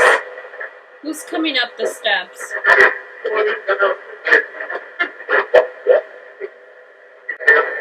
Who's here? He's here. Does he scare you? Right out of the gate, we get, hey, Chris. And Chris has been here multiple times. He really loves this location. So it only makes sense that the spirits know him well. Right. So, hey, Chris. So to start it all up, hey, Chris. Yeah. Hey, Okay. how's it going? I asked to say hello. We get a hello. And then Christopher comes out again. Okay. We've heard crazy things about this room. Mhm. Yes. We get the word murder. Yep, we do. We hear a woman. We hear it's never enough. And this next one I thought was funny because you talked about having to run down and get the battery. It says backup battery. Which is crazy. And the battery was for the portal. It was. For the spirit box. Yeah. So that's what's funny. It's like, oh, we saw that you ran Yeah. out of battery. I'm surprised when we're like, we were the ones chasing you. Hmm. And this is hilarious because we're all just, we'd been sitting there listening and we're all kind of fading. That dead bell went off Jeez. and everybody's man. just like, we freak out. But then you hear laughing. Yeah. Like, and then we've gotten that before when something's happened or Sure we've have. been, or if the people in the alive people in the room, if we're joking around or laughing about something, then they'll respond to that. They'll laugh themselves or they'll be like, I laughed. Yeah. So they're watching what we're doing. Of course they So if you've ever wondered, like, can they see us? They can definitely see us. They know what's going on because almost every single time something like that happens, we get a response with laughing. Mm-hmm. So they're laughing at us jumping out of our skin, right? And we asked, was that funny? It was. Everybody up. Yeah. Because we were falling asleep. Yeah. Poor Mike, he's done. And it's a good thing my back's towards the camera because even I think I'm kind of like, oh, yeah, it was. Was it funny? It was. Everybody up. Yeah. I thought that I love that response. Can you tell us how many? I love this question because it's another one of those like you go to the literal meaning of the word, right? Can you tell us how many people are sitting around the table? You hear 6, which there were 6 There were people. 6 people. And then you hear 7. 6, 7. 6, 7. We're not going there. But there were 6 alive people sitting around the table. Yep. But we hear 7. Yep. It's crazy. Who's that 7th person? Right. It's them. Mm-hmm. So one spirit responded 6, one responded 7. Can you say the name of any of us here? Sure. Yep. Who likes to smoke the cigarettes? So Sam was smelling cigarette smoke several times during the night. And it's so funny because they say Mike up in the bedroom. I don't know. Is there a spirit named Mike that's smoking cigarettes? I don't know. Or they're just referring to Mike or somebody that reminds them of Mike. We don't know. But we go around the room and you use the flashlight to point at the people. They say Logan. They say Mike. They say Chris. They say Samantha. They say Nicole. And they said Anna. A lot of the time when spirits say her, they say her name like Anna. Right. Right? But they said it correctly. Yes, they did. Anna. I love it. But she's been there so they know her. Yeah. And we ask about your name. What is it? And then you hear Logan again. Like, what is it? What is your name? Can you tell us how old you are? 16. We get that number. And then this is so clear. Up the steps. And remember, we're on the 3rd floor. And I know we all thought, like, up the steps. Yeah. Up the steps. Who's coming up the steps? Who's coming up the steps? The little girl is coming up the steps. He's here. Does he scare you? You get 2. Yep. Mm-hmm. It's crazy. That was just phenomenal. Up the step. Who's coming up the steps? The little girl is coming up the steps. He's here. Does he scare you? Yep. So who this male is, we don't know, but they're talking about the little girl. Yes, they are. And they say it twice up the steps. Mm-hmm. Oh, so cool. So that was that first little snippet. I'll say snippet. First little snippet. Say it. Go for it. Okay. Here's the next one. The last one we have of the portal session. Pay attention to this one. It's pretty interesting. Do we dress weird for you? Yep.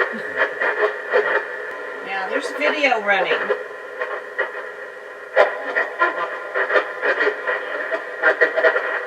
Mike and Sam. Sounded like it. Who keeps coming close to me over here? No, Logan's over there.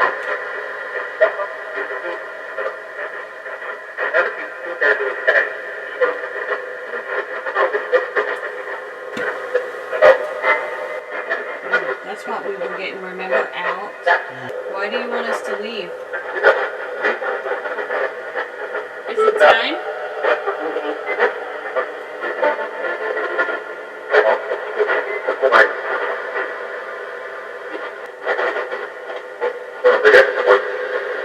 Wake up, Mike.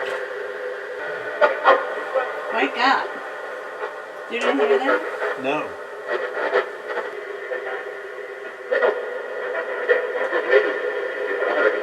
Ladies, Anna.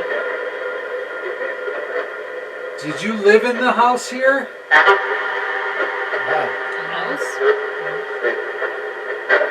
I don't know, but there's a cold rush of air coming across my face. Is anybody else feeling cool air? I felt a little breeze. Yeah. I'm warm over here. Yeah, I felt it earlier, but My arm is burning. Where's your flashlight?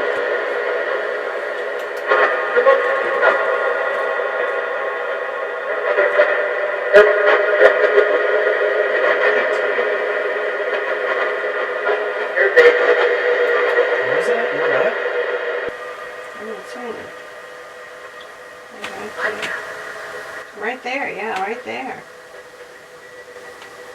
I don't see anything though. Nothing. I feel it, but it's right there. What? Did you try to scratch Sam?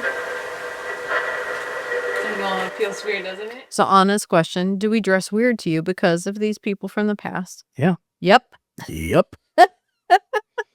They say Mike and Sam, Mm-hmm. which is interesting. Sam is she's feeling like someone's coming close to her. And they say Logan because he's technically I was right there. Yeah. Yeah. Next to him. Like, who's next to you? Why do you want us to leave? Get out tonight. But we do have to leave. Like, Yeah, we we're do. not allowed to stay all night long. So are they just saying, yeah, you have to get out tonight? Mhm, could. I don't think it was necessarily a bad Right. No. bad no, no. response. I don't think it was like, so. yeah, you have to get out tonight. Don't forget the boy. Don't know what that could Because be. But there's talk about a boy being there.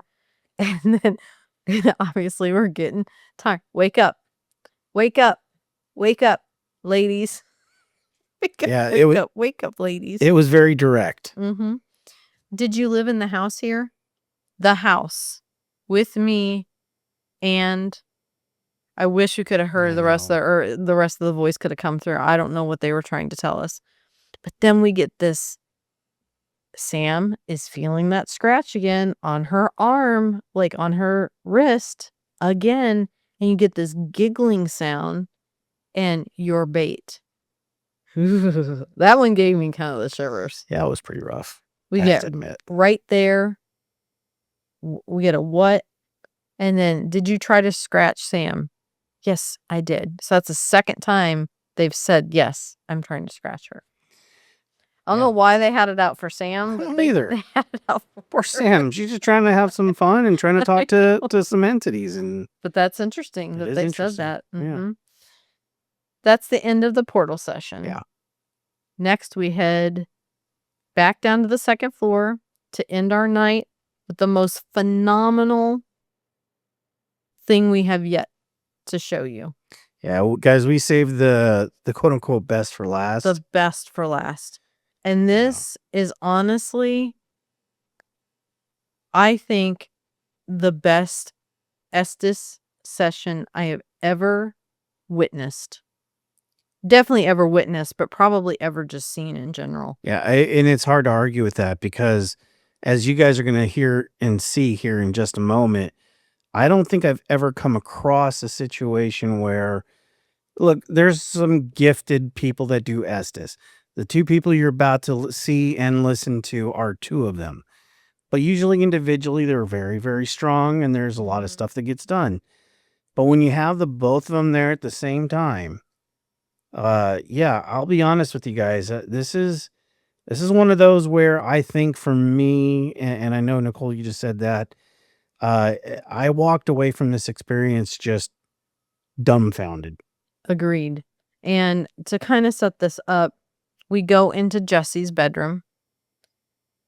Anna and Sam are sitting on the floor next to each other. Now, if you don't know what Estes is, it's basically deprivation, right?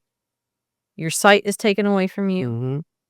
Hearing is taken away from you and replaced with noise-canceling headphones Mhm. that is piping through a spirit box, a very loud spirit box session. and they sit there with that on, and they just speak out whatever they are hearing. Mm-hmm. Now, a lot of people have things to say about Estes, and they said, "Oh, well, it has this faulty, this how," which is true. And one of those things that is said is that if a person has high intuition or is a medium, which Sam is a medium, Anna has a very high intuition, and they receive things that sometimes that it's not only what they're hearing come through the spirit box, but they're also speaking words that they get in their head or visions that they're getting. Okay. And that's where they say the fault is. To me, I don't think that's a fault. All I think that is another support system for, wow, this is awesome how they can communicate with them, because some of their senses are deprived at the moment. They're able to receive other information. And I think that only boosts that up and makes it stronger. Yeah. And with the both of them, they're both incredibly strong, incredibly intuitive at what they do individually. But when you put those two girls together, it is something special. And so they're sitting on the floor. They're both, same thing. We've got, I think, the dead bells out in front of them. Yeah, I believe so. And they're holding the copper. So I don't know if you guys remember, but this has been a couple years or so ago. Years ago. We interviewed Greg Bersani, who lives in Sedona, Arizona, and he makes these copper rods that have quartz crystals at both ends. Yep. And we discovered them when we were out in Arizona, and we bought a couple for ourselves. Well, I had come back and let Sam use them and let Anna use them at different times, and they both wanted some after that. So we got some for them, and now they use them on their investigations. So during this session, they are using these copper rods. Yep. Okay. And it helps amplify what they're getting. So they're both holding on to those. Their sight is taken away from them. The headphones are on, piping through the loud SB7 box.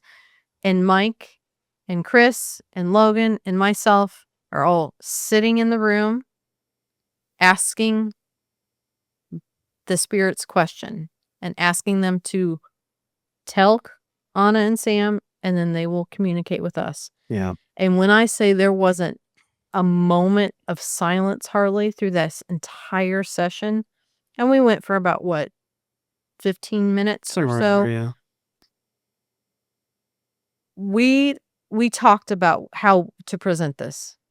And I said, I really don't want to chop this up and go play a little bit and then talk about it, play a little like we do with our investigations, because I think it's way more powerful just to play the entire thing for you so you can see it and hear it the way we did.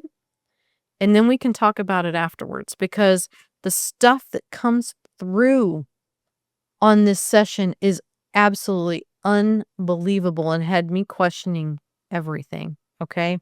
So we're going to play this here in a second, but a lot of our questions have to do with the family, the doctor, the little boy that's supposed to be there, the Rachel, the little girl, everything that's claimed to be in the house that you would expect to ask.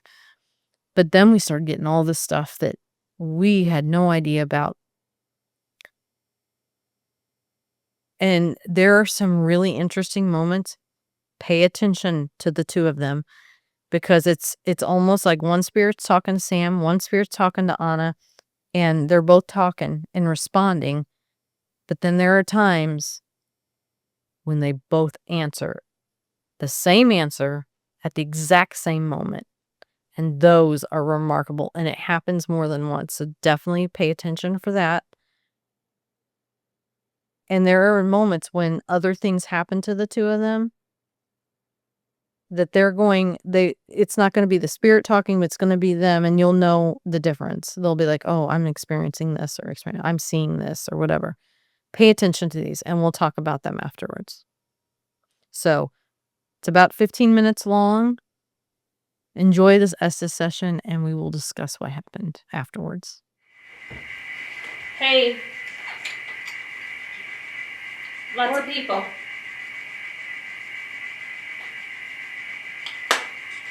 Hi. Hi. Logan, Logan, I'm gonna push this door open. Don't forget. I scared you. I didn't want to scare him. That's why I told him I was going to open the door. I did that. Were you in the hallway? Who is I? Who are we talking with? True. Yep.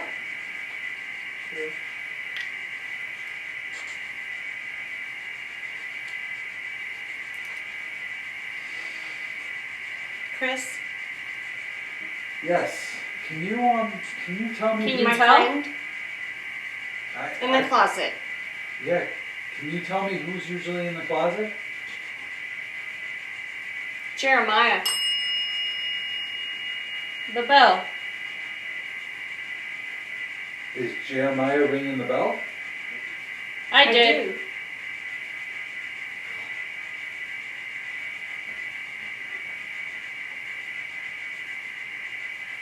Who are you, Jeremiah? Hoorah! Al Pacino? That's for Logan. Were you a Marine? Semper Fi. Hello. Ah, so you were a Marine. I was in the Navy. Thank you. Thank you. Appreciate your service. Isabel. Elizabeth.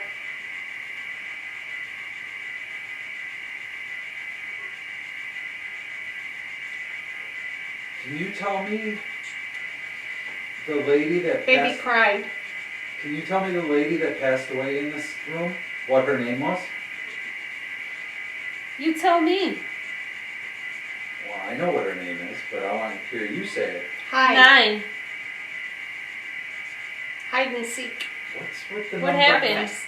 What's with the number 9? We've heard the number 9 a couple times tonight. Oh Marco no. Polo.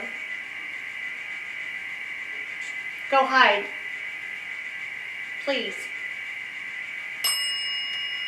For me. Who did that?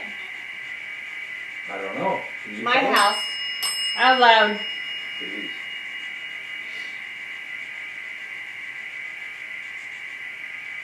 Who's ringing the bell? I told Upset?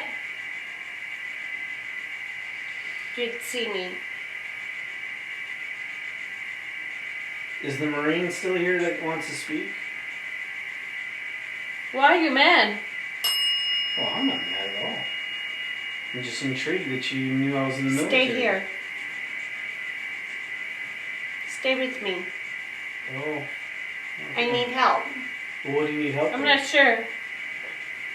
What happened? I like you. I like you too. Who needs help? What's your name? Only for a few minutes. Jeremiah, is that you? Is that who's asking me for We'll help? chat. Oh my. Let's do it. Take it. Ladies? Who took it? Took what? Come up. Put it back. What needs to be put back? The light. Do you need anything? In the other room. No, we didn't take anything from the other room.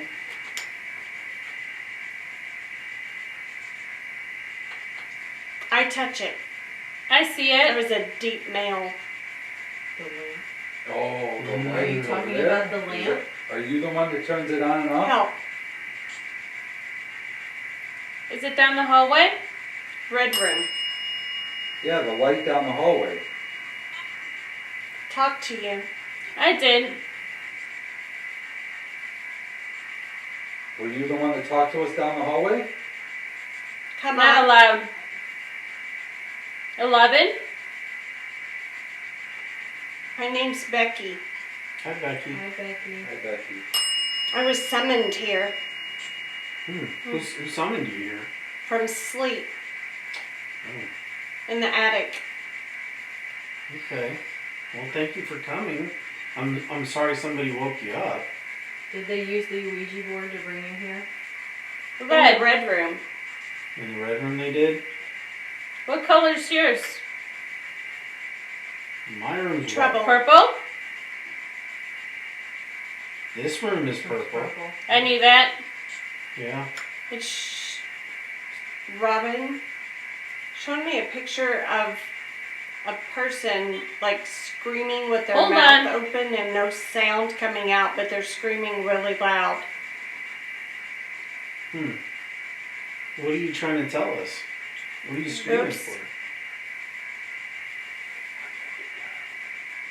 Who are you? I'm Logan. Who am I speaking to? Am I still speaking with Becky? I didn't have one. Let the woman talk. Yeah. Well, you're the only other one here. He does talk a lot. What do you expect? Emma, What? Hi, Emma. I have a question. Nicole. Yes, that's my name. There was a woman trying to communicate with me downstairs. Near the Not doctor's sure. office. I talk to you woman to woman If that's me. Yes. Can you tell me your name? It probably is. while you're here. You were trying to make You're me pretty. feel. Thank you. He hurt me. Who Yeah. hurt you? Was it the You doctor? could feel it. I could feel it. 80. Who hurt He you? did. Who is he? A medic? He died.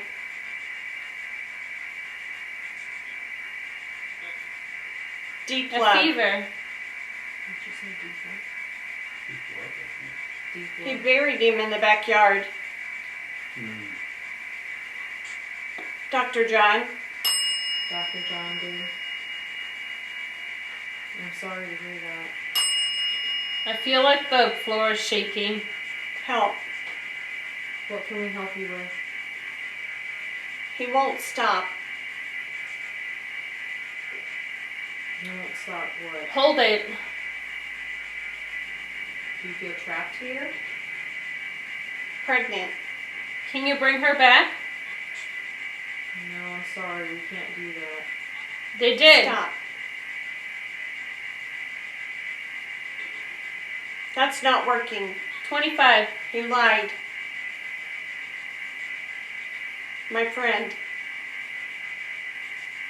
How can I help? Anna.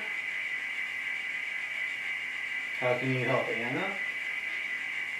There's something you need to tell Anna? Can you move in Pick up and something. be my friend? Who are you asking that question? I really like you. Are you speaking to me? Can you say whose name you're speaking to? Showing me this Yep. love you creepy purple and white looking clown thing that climbs on the wall. Looks like almost like a court jester. Died. Hmm. She died.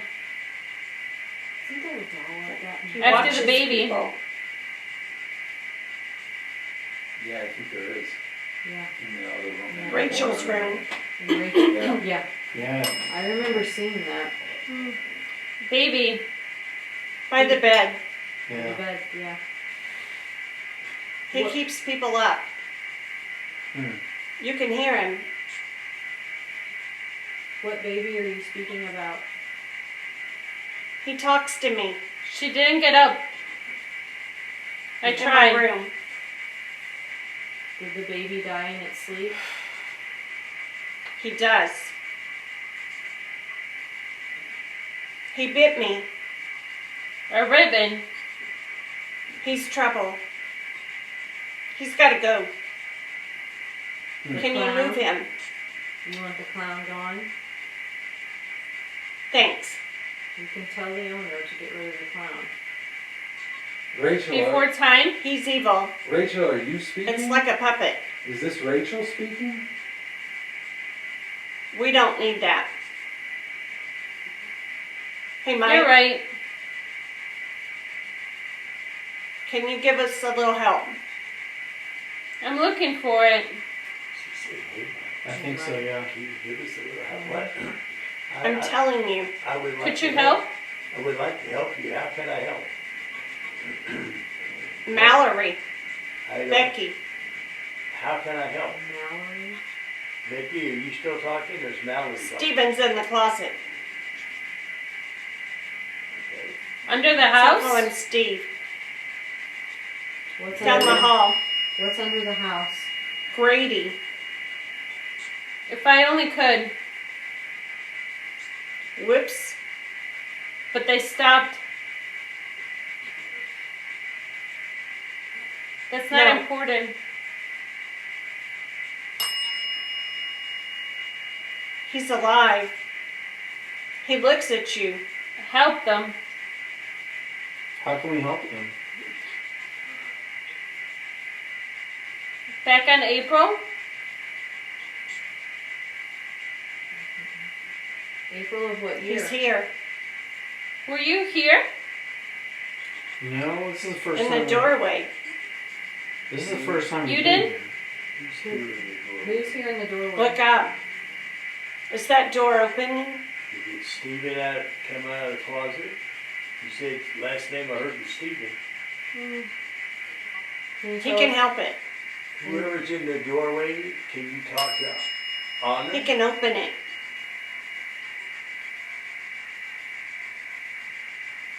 He likes apples. Help. Up. And all of a sudden Anna got real quiet. It's so cold Two of around them. my legs.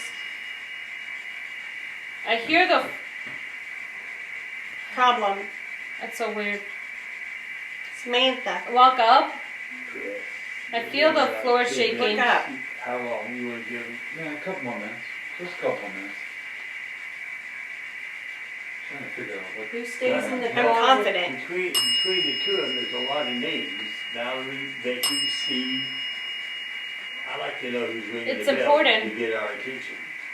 There's weird beeping sounds Can you girls tell me who's ringing the bell? in the closet.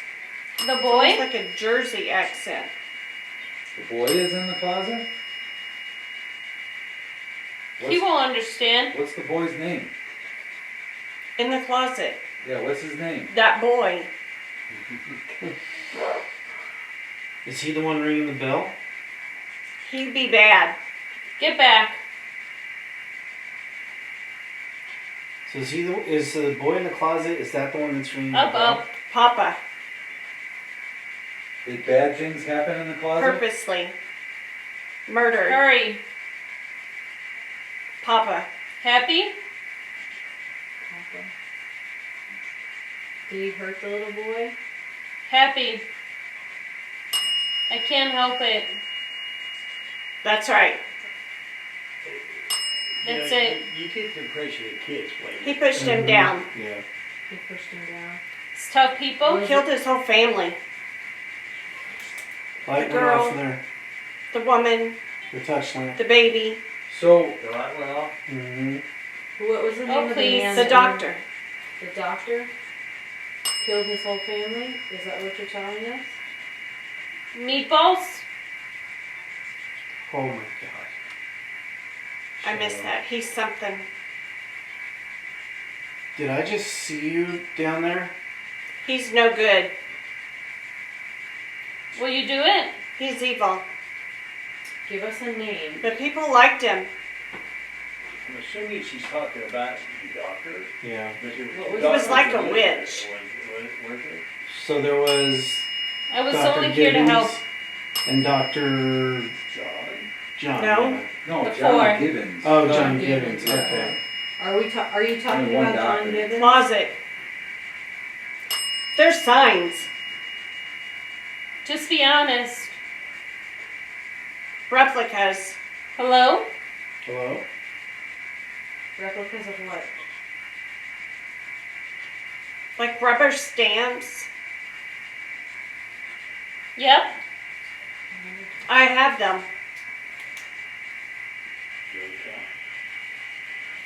In the walls, on You the can floors. start. It's been about 15 minutes, I think. spirits, we really They're real appreciate- tiny. She was always appreciate the important. communication, but The this is baby. hard. Don't dig in the yard. You'll find things. What will we Hundreds. Of Hundreds of bones, what? fragments? People. Did they even care? Hey, Spirit, like the thanks- devil. thanks for talking to us, but I'm gonna have the girls stop. If there's anything Why? important you'd like to add, would you go ahead and do so now? Because in just a few minutes, I'm gonna have I'm both sorry. of them stop. It's okay. All I'm saying, I effed up. I'm gonna have to stop. I'm gonna count from 10 to 0. I didn't do my job. When I hit 0, they're gonna stop. It's okay. I Are you understand. ready? Is there any? I ratted on him. Uh-oh. You should always Witness. Wet. All right, I am so sorry. Could you I know what he did. Your information is so important. Thank He'll you. get mad. But I have to start my On countdown. purpose. Go ahead, Mike. All of them. The green You one. killed them all on purpose. The doctor did it. Can you talk? All right, so sorry. 10, The baby. 9, He killed her. 8, Happy. 7, Let That me was be. planned. 6, 5, Thank you for telling us this. Poor Thank you. Rachel. 4, Rachel. Yeah, poor Rachel. He really struggled. 3, 2. No more. Oh yeah, you did. Are you done? And we appreciate say the goodbye? information. Thank you for sharing. Thank you for. Can you tell the girls goodbye? Orange? End it. All right, I am down to 1, You people. and I'm gonna end it. Okay? Thank you. You want to cap on You that? people. 0. Scare me. Inside? Go ahead. Holy cow, you Jesus guys. Christ. Oh my god. Everything that came through on that was just remarkable. And obviously, we're not going to go over every little thing that was said, Impossible to. but there's some that I definitely want to talk about. That right there in the beginning, there's something said about, they mention Chris, and they mention who's in the closet. There's Jeremiah. Is Jeremiah ringing the bell? And they both say together, I do, Mm-hmm. at the same time. Okay. Hoorah. That's for Logan. So something is being said about military, Yeah. right? And they say Semper Fi, right? It's a Marine Corps thing. Yeah. You're a Marine. I was in the Navy. Thank you. Okay. Now, the only thing that I could think, this could be literally, we don't know who we're speaking with, but I found it interesting because Dr. Gibbons, while he was not in the military, he was supposed to report to the Army, but he kept getting sick, Mm-hmm. conveniently, I think, and he never was in it. But later in his practice, he did go and help veterans and help military people do things. And I think I've got some clippings of that here that I found in my research. So could it have been him because he worked with veterans? Yeah. And you had told him earlier in the night you were a medic when you were speaking to who we think was him Right. in his old surgery room. So that could be him. And then at the same time, they both say Elizabeth, That was weird. who was supposed to be the 10-month-old Yeah. kid. Can you tell me the lady that passed? We're trying to get names. We're trying to see. Baby cried. So we're talking about the baby crying. And then we're getting random things. And the dead bell starts going off. Now the girls can't hear the dead bell. They have no idea. Okay. Who's ringing the bell? I told you. They kept saying Jeremiah ringing it, right? I looked for a Jeremiah associated with the house or could not find a Jeremiah. Of course. So there's nothing there.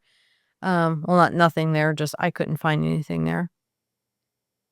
What do you need help with? I'm not sure what happened. And then I like you. Who needs help? What's your name? And there was some random stuff that came in, okay? And someone was upset about someone taking something and they needed to put it back. And we asked, what needs to be put back? The light. Mm-hmm. That lamp that they keep communicating with, I touch it. Like, ooh, that was a deep male voice. Do you need anything in the other room? I touch it. I touch it. She said it was a deep male voice. Right.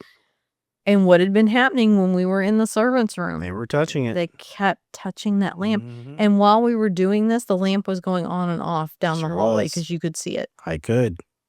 Yeah, I'd seen it a couple of times. Mm-hmm. Yeah. But somebody, I don't know if the lamp got moved from a different location and they weren't happy about it, but they were telling us about the lamp. Okay. Mhm. Help, it's down the hallway. Same thing, right? Then we get this entity coming through that says, my name's Becky. I was summoned here from sleep in the attic. Mhm. I was summoned. The word summoned. Did they use the Ouija board to bring you here in the red room? So this entity is telling us that she didn't originally belong to this location, but somebody was speaking to spirit using something in the red room Yeah. and brought her here. Yep. Got to be careful, guys. Crazy. Yeah. In the attic. They literally say in the attic because that's the third floor technically. Mhm. Okay. So Sam says that she sees a picture of a person with their mouth wide open, screaming with no sound coming out. The reason that was creepy to me is like, I just immediately thought like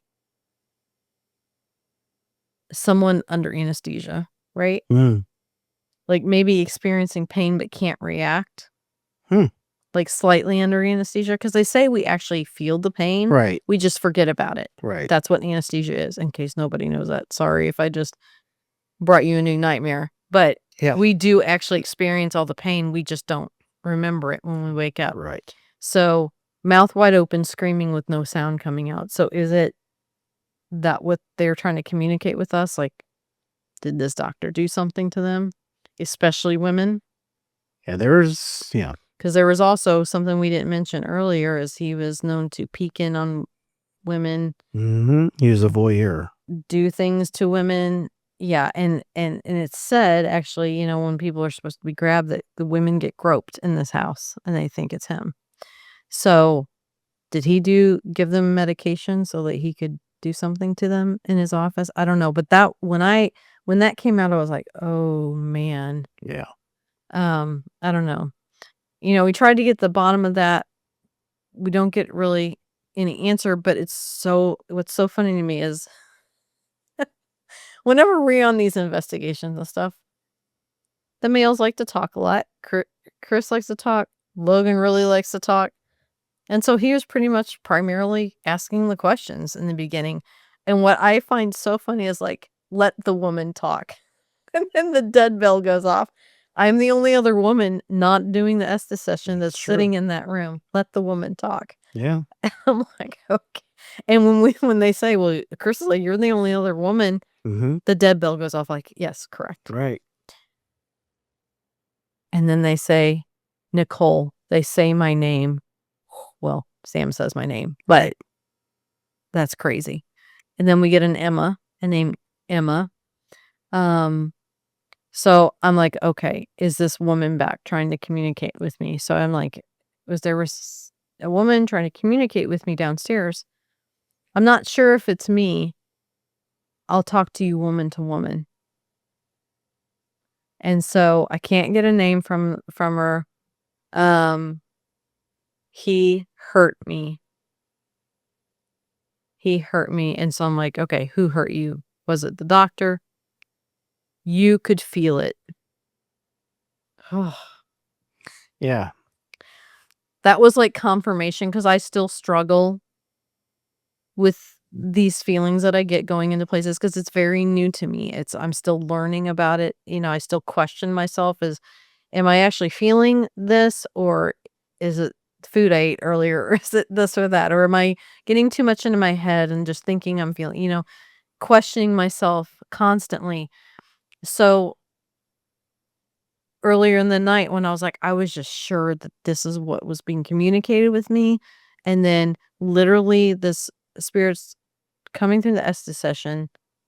Like, I want to talk to the woman, says my name. I talked to you woman to woman. He hurt me. You could feel it. So she's telling me you were correct on what you felt. And I was trying to tell you that he did something bad to me. Mm-hmm. He hurt me. Yeah. And it literally like, well, I mean, it's a connection that you had. Yeah. but it breaks my heart. I mean, it's good to have the confirmation, but it was a confirmation in that moment. Like, oh my God, I was right about what I was thinking. Yeah. And how dare he? Like, that was my next, like, how dare he? Right. Okay. So now we're like, okay, what is going on here? So we get a medic. He died. He buried him in the backyard. And we're like, who? And we can't even get a word in at this point. Like, they're just like, talk. Dr. John. They say Dr. John. Mm-hmm. He buried him in the backyard, Dr. John. Because there was a doctor that owned this place before Dr. John did, because could it be that one? He did, Dr. John. And then Anna feels like the floor is shaking. She's feeling again the earthquake-like tremors, right? Help. He won't stop. I think he took liberties with these women. And for sure. if he was that kind of guy anyway, Mm-hmm. he could have gave him a shot, made him kind of partially pass out, and he probably, I don't think we can say this, but everybody knows the big R word that it's it, I'm thinking. Yep. And non-consensual. I think he did. I think he did. And then we get pregnant.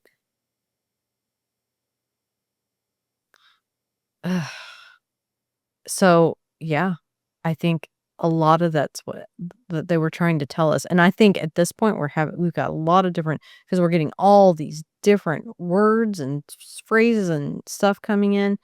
And then they say Anna's name. And I think this, can you move in and be my friend? They like Anna. Yeah. Can you move in and be my friend? I thought that was really sweet. Yeah. Anna, do you want to move in and be their friend? I mean, it'd be a fun place to hang out. I mean, that's just sad to me. And they really like Chris. Yeah. And that's what I think speaks to this place. Is like all of us have certain places that we get connected to or feel special to us. And like Burke's Estate is one of those places for me. Mm-hmm. And I think this place is very special to Chris and Anna. You can clearly see it in the way Chris responds to the place, and you can see it in the way the spirits respond back. They're always saying his name. They're talking. They said it earlier about Chris being a friend. Now they're saying that about Anna. They want her to move in. I think it's just, it shows how connections can be formed. Yeah. Into some of these locations, and why people buy these places. Yes, they do. They do. So this next one is just. So Sam sees this vision of this creepy purple and white clown, she says, that's climbing the wall, looks like a court jester, watches people. In Rachel's room by the bed, he keeps people up. You can hear him. He talks to me. He bit me. He's trouble. He's got to go. Can you move him? And we're like, oh, you want the clown gone? Thanks. We can tell the owners to get rid of it. He's evil. He's like a puppet. Mm. And I'm like, what in the heck is going on here? Because she just kept going on and on and on and on about it, right? And then we get died. She died after the baby. So I think, okay, they're talking about Jessie now. What baby are you speaking about? She didn't get up. I tried. Remember, they said they didn't know what the baby died of, unknown causes, right? Mm-hmm. Okay. Did the baby die in its sleep before time, like before its time? And they're asking about Mike giving help, and then we start getting all these names. We get Steven's in the closet. Some call him Steve. And, all these names that I gave us, I went and I searched for names that were associated with the house or maybe even patients that came to the doctor's office. I couldn't find anything without knowing a last name, without knowing the time period, without knowing anything other than a first name. It's really kind of impossible. Sure. So I couldn't connect any of that. And even with the little boy, like I tried to, there's talk of the little boy. Couldn't find that. So then we get under the house and I'm thinking, where is this going? Okay. We're like, what's under the house? We're getting all these helps.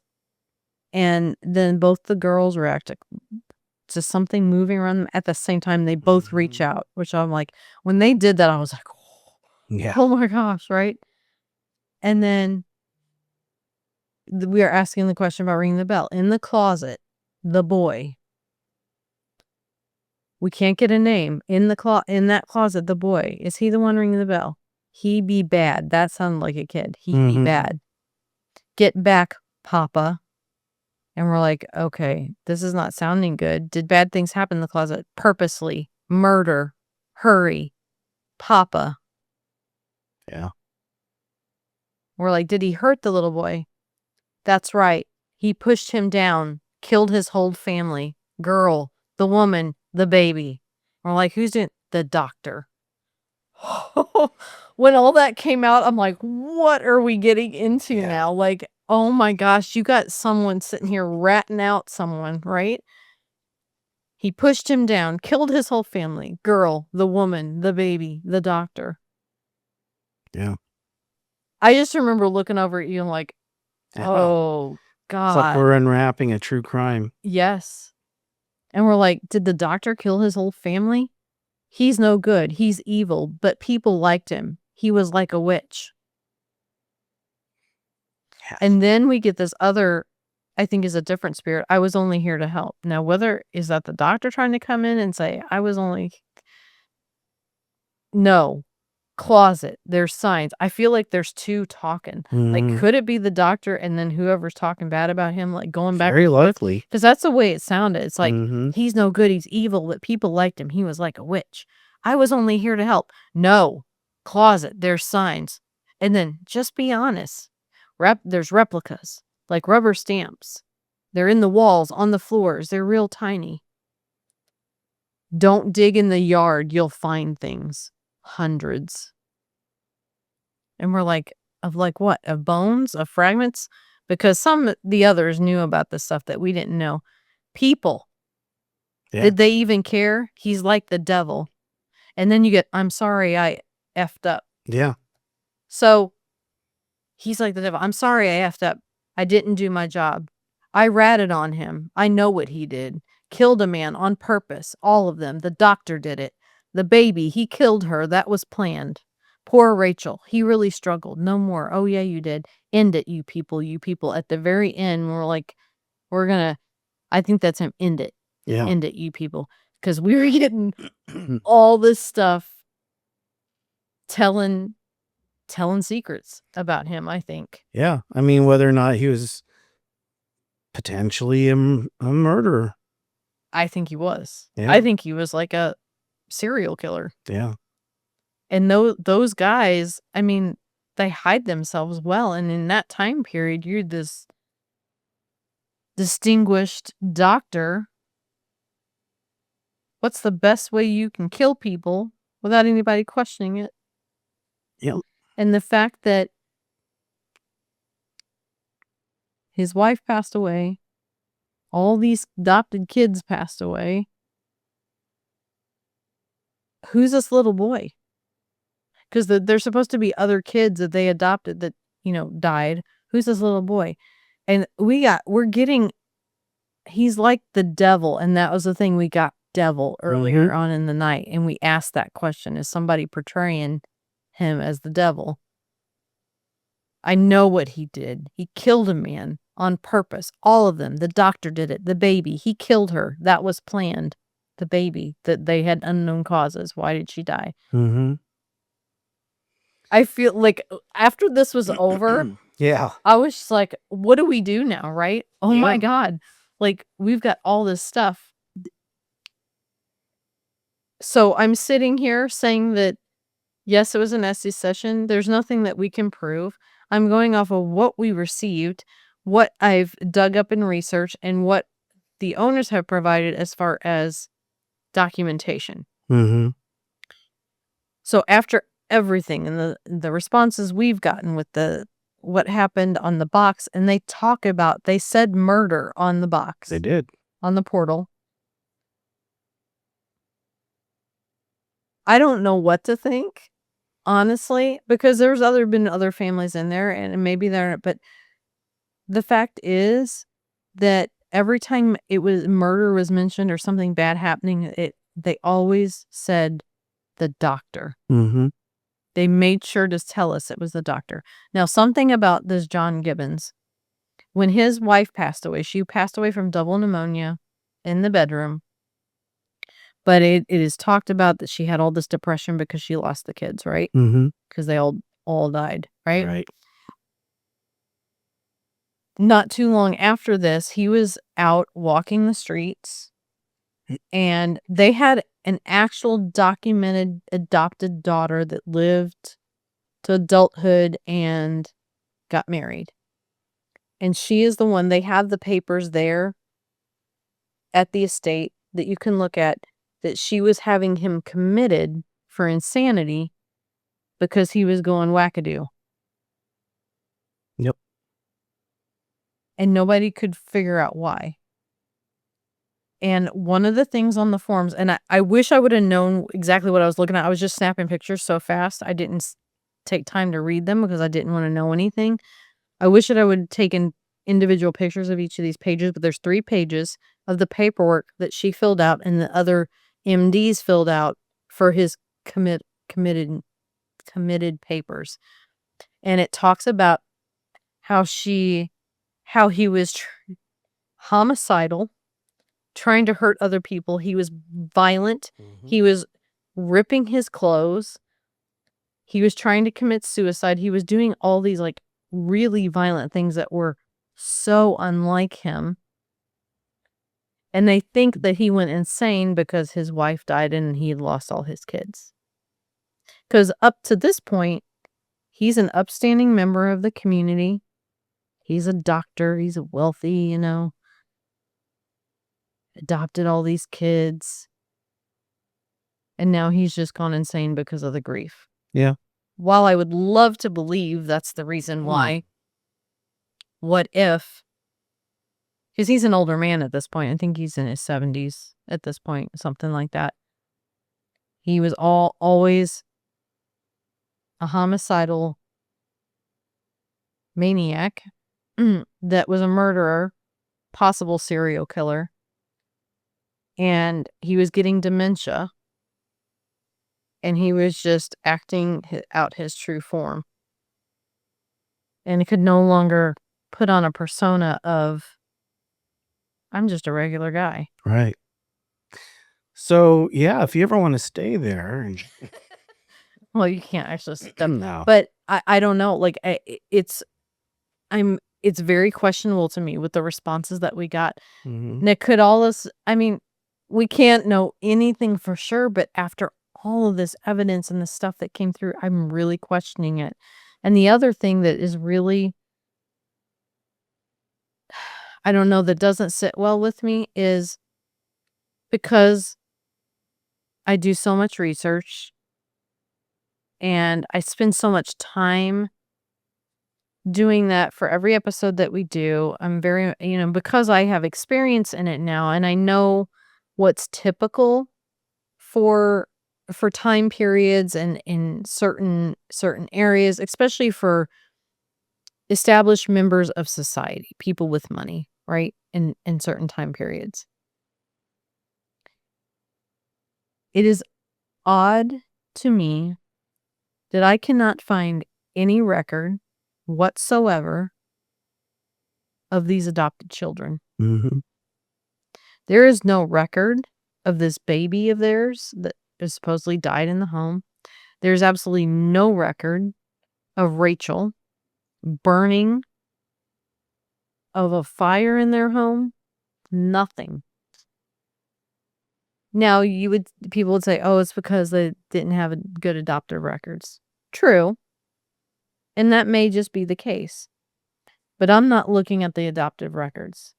Why is it I can find evidence of the one adopted daughter that grew up and got married? She's in the paper. I'm going to put these clippings up because I found these things. There is clippings of when she had the flu for a week. They put that in the paper. They put it in the paper when Dr. Gibbons went fishing.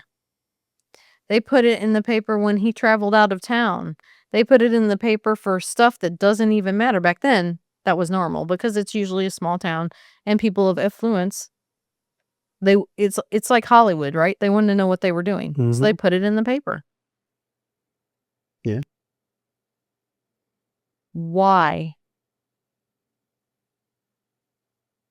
Why is there nothing about either of these kids dying? I couldn't find anything about a little boy being pushed down the stairs.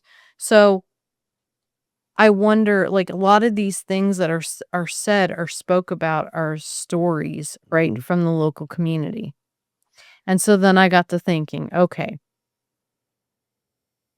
this has happened many times before in other cases that we've been on that I found this. And this is just normal because it's like a game of telephone.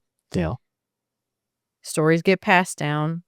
Things get mixed up, right? And I'm thinking, okay, if there was a huge fire in the parlor of this doctor's home and his office, that would be in the paper.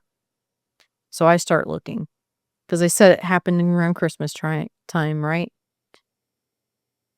So I'm going to share this with you. Now, I'm not trying to say there was never a Rachel or never Elizabeth or there was never. If there was, I'd love to have the documentation. I actually reached out, but I haven't received any word back from the estate because I was hoping they had some documentation about these kids. All we have is that one picture that could or could not be Rachel. I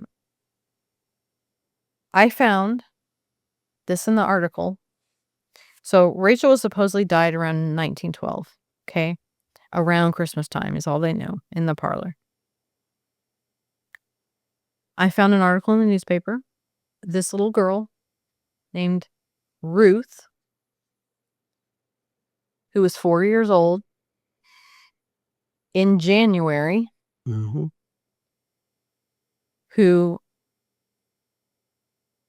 got set alight in the kitchen of her family home.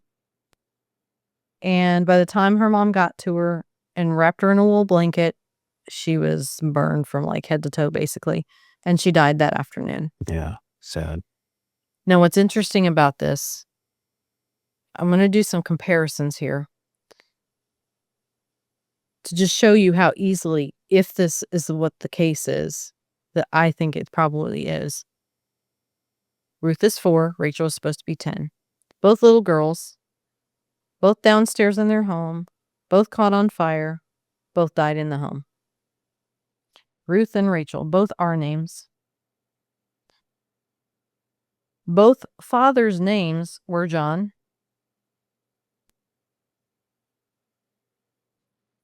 They both died between December and January, around Christmas time.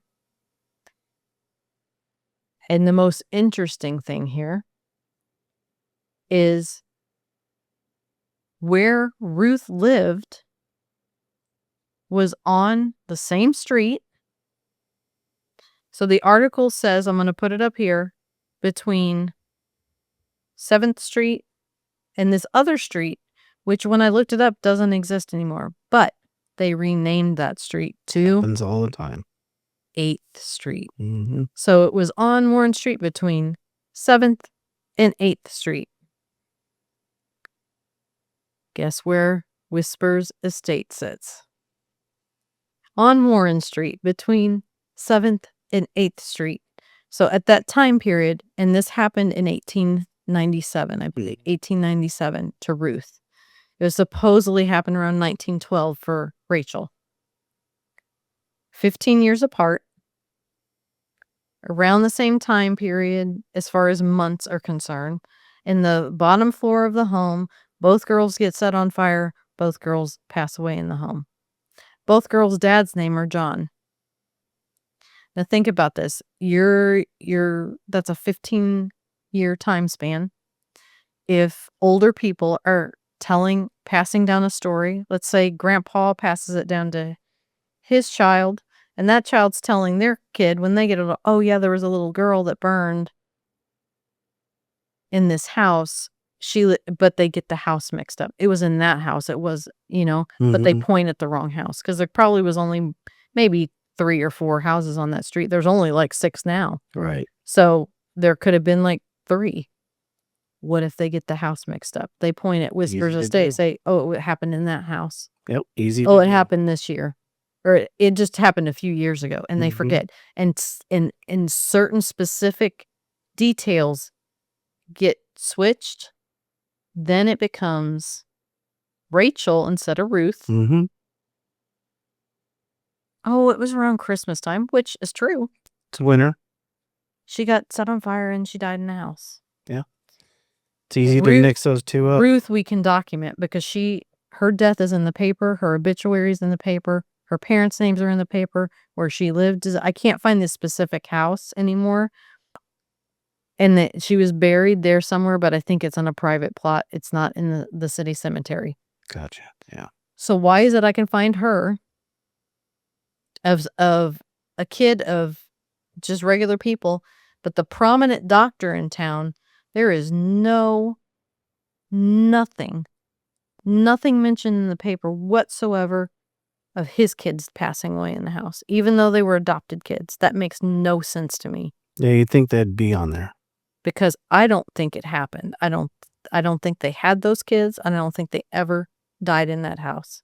I think that stories have been passed down and mixed up, and Ruth became Rachel. And what I find interesting is in all of our investigating that night, now I'm not saying that this doesn't happen sometimes, but every time we called out Rachel's name, we got no response from her, really. Yeah. And could it be a situation that now Rachel is where everybody wants to talk to, and they bring her dolls and they do all these things? Yeah. And we've created Rachel. Very likely, could be. Now, a little girl is seen there, right? And a little girl's voice is heard there, but I think it's Ruth. Because even if she didn't live in that house, if she lived in the house across the street, down the house, and they're talking to a little girl, wouldn't you come to that house? Sure. I think it's Ruth we're talking to. I think that is my opinion. I could be completely wrong. There could have been a Rachel, absolutely. But I'm going off of documented history. And documented history, as of this moment, I can't find any Rachel or Elizabeth. Yeah. At all associated with this place. So this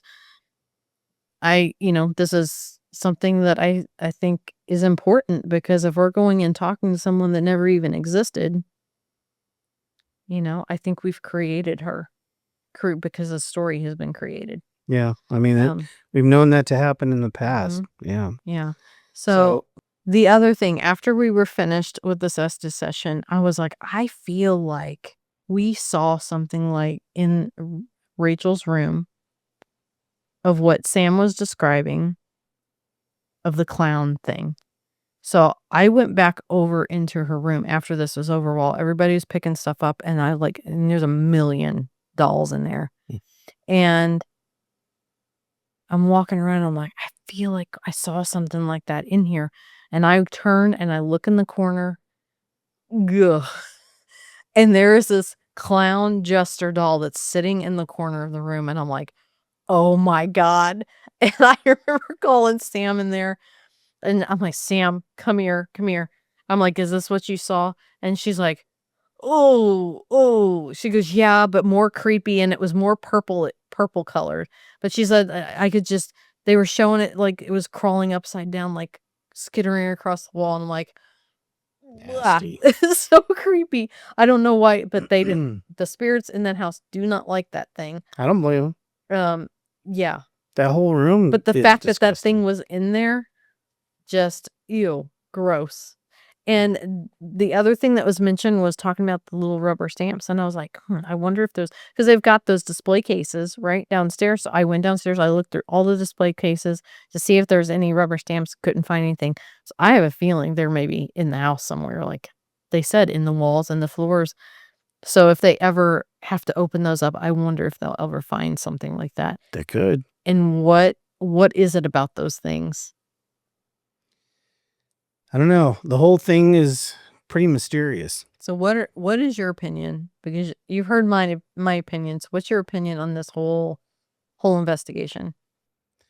I think that this doctor is very likely, again, just from the brief amount of time we were there and the amount of evidence that we had and my own personal conversation with him, I think he had some kind of dark past.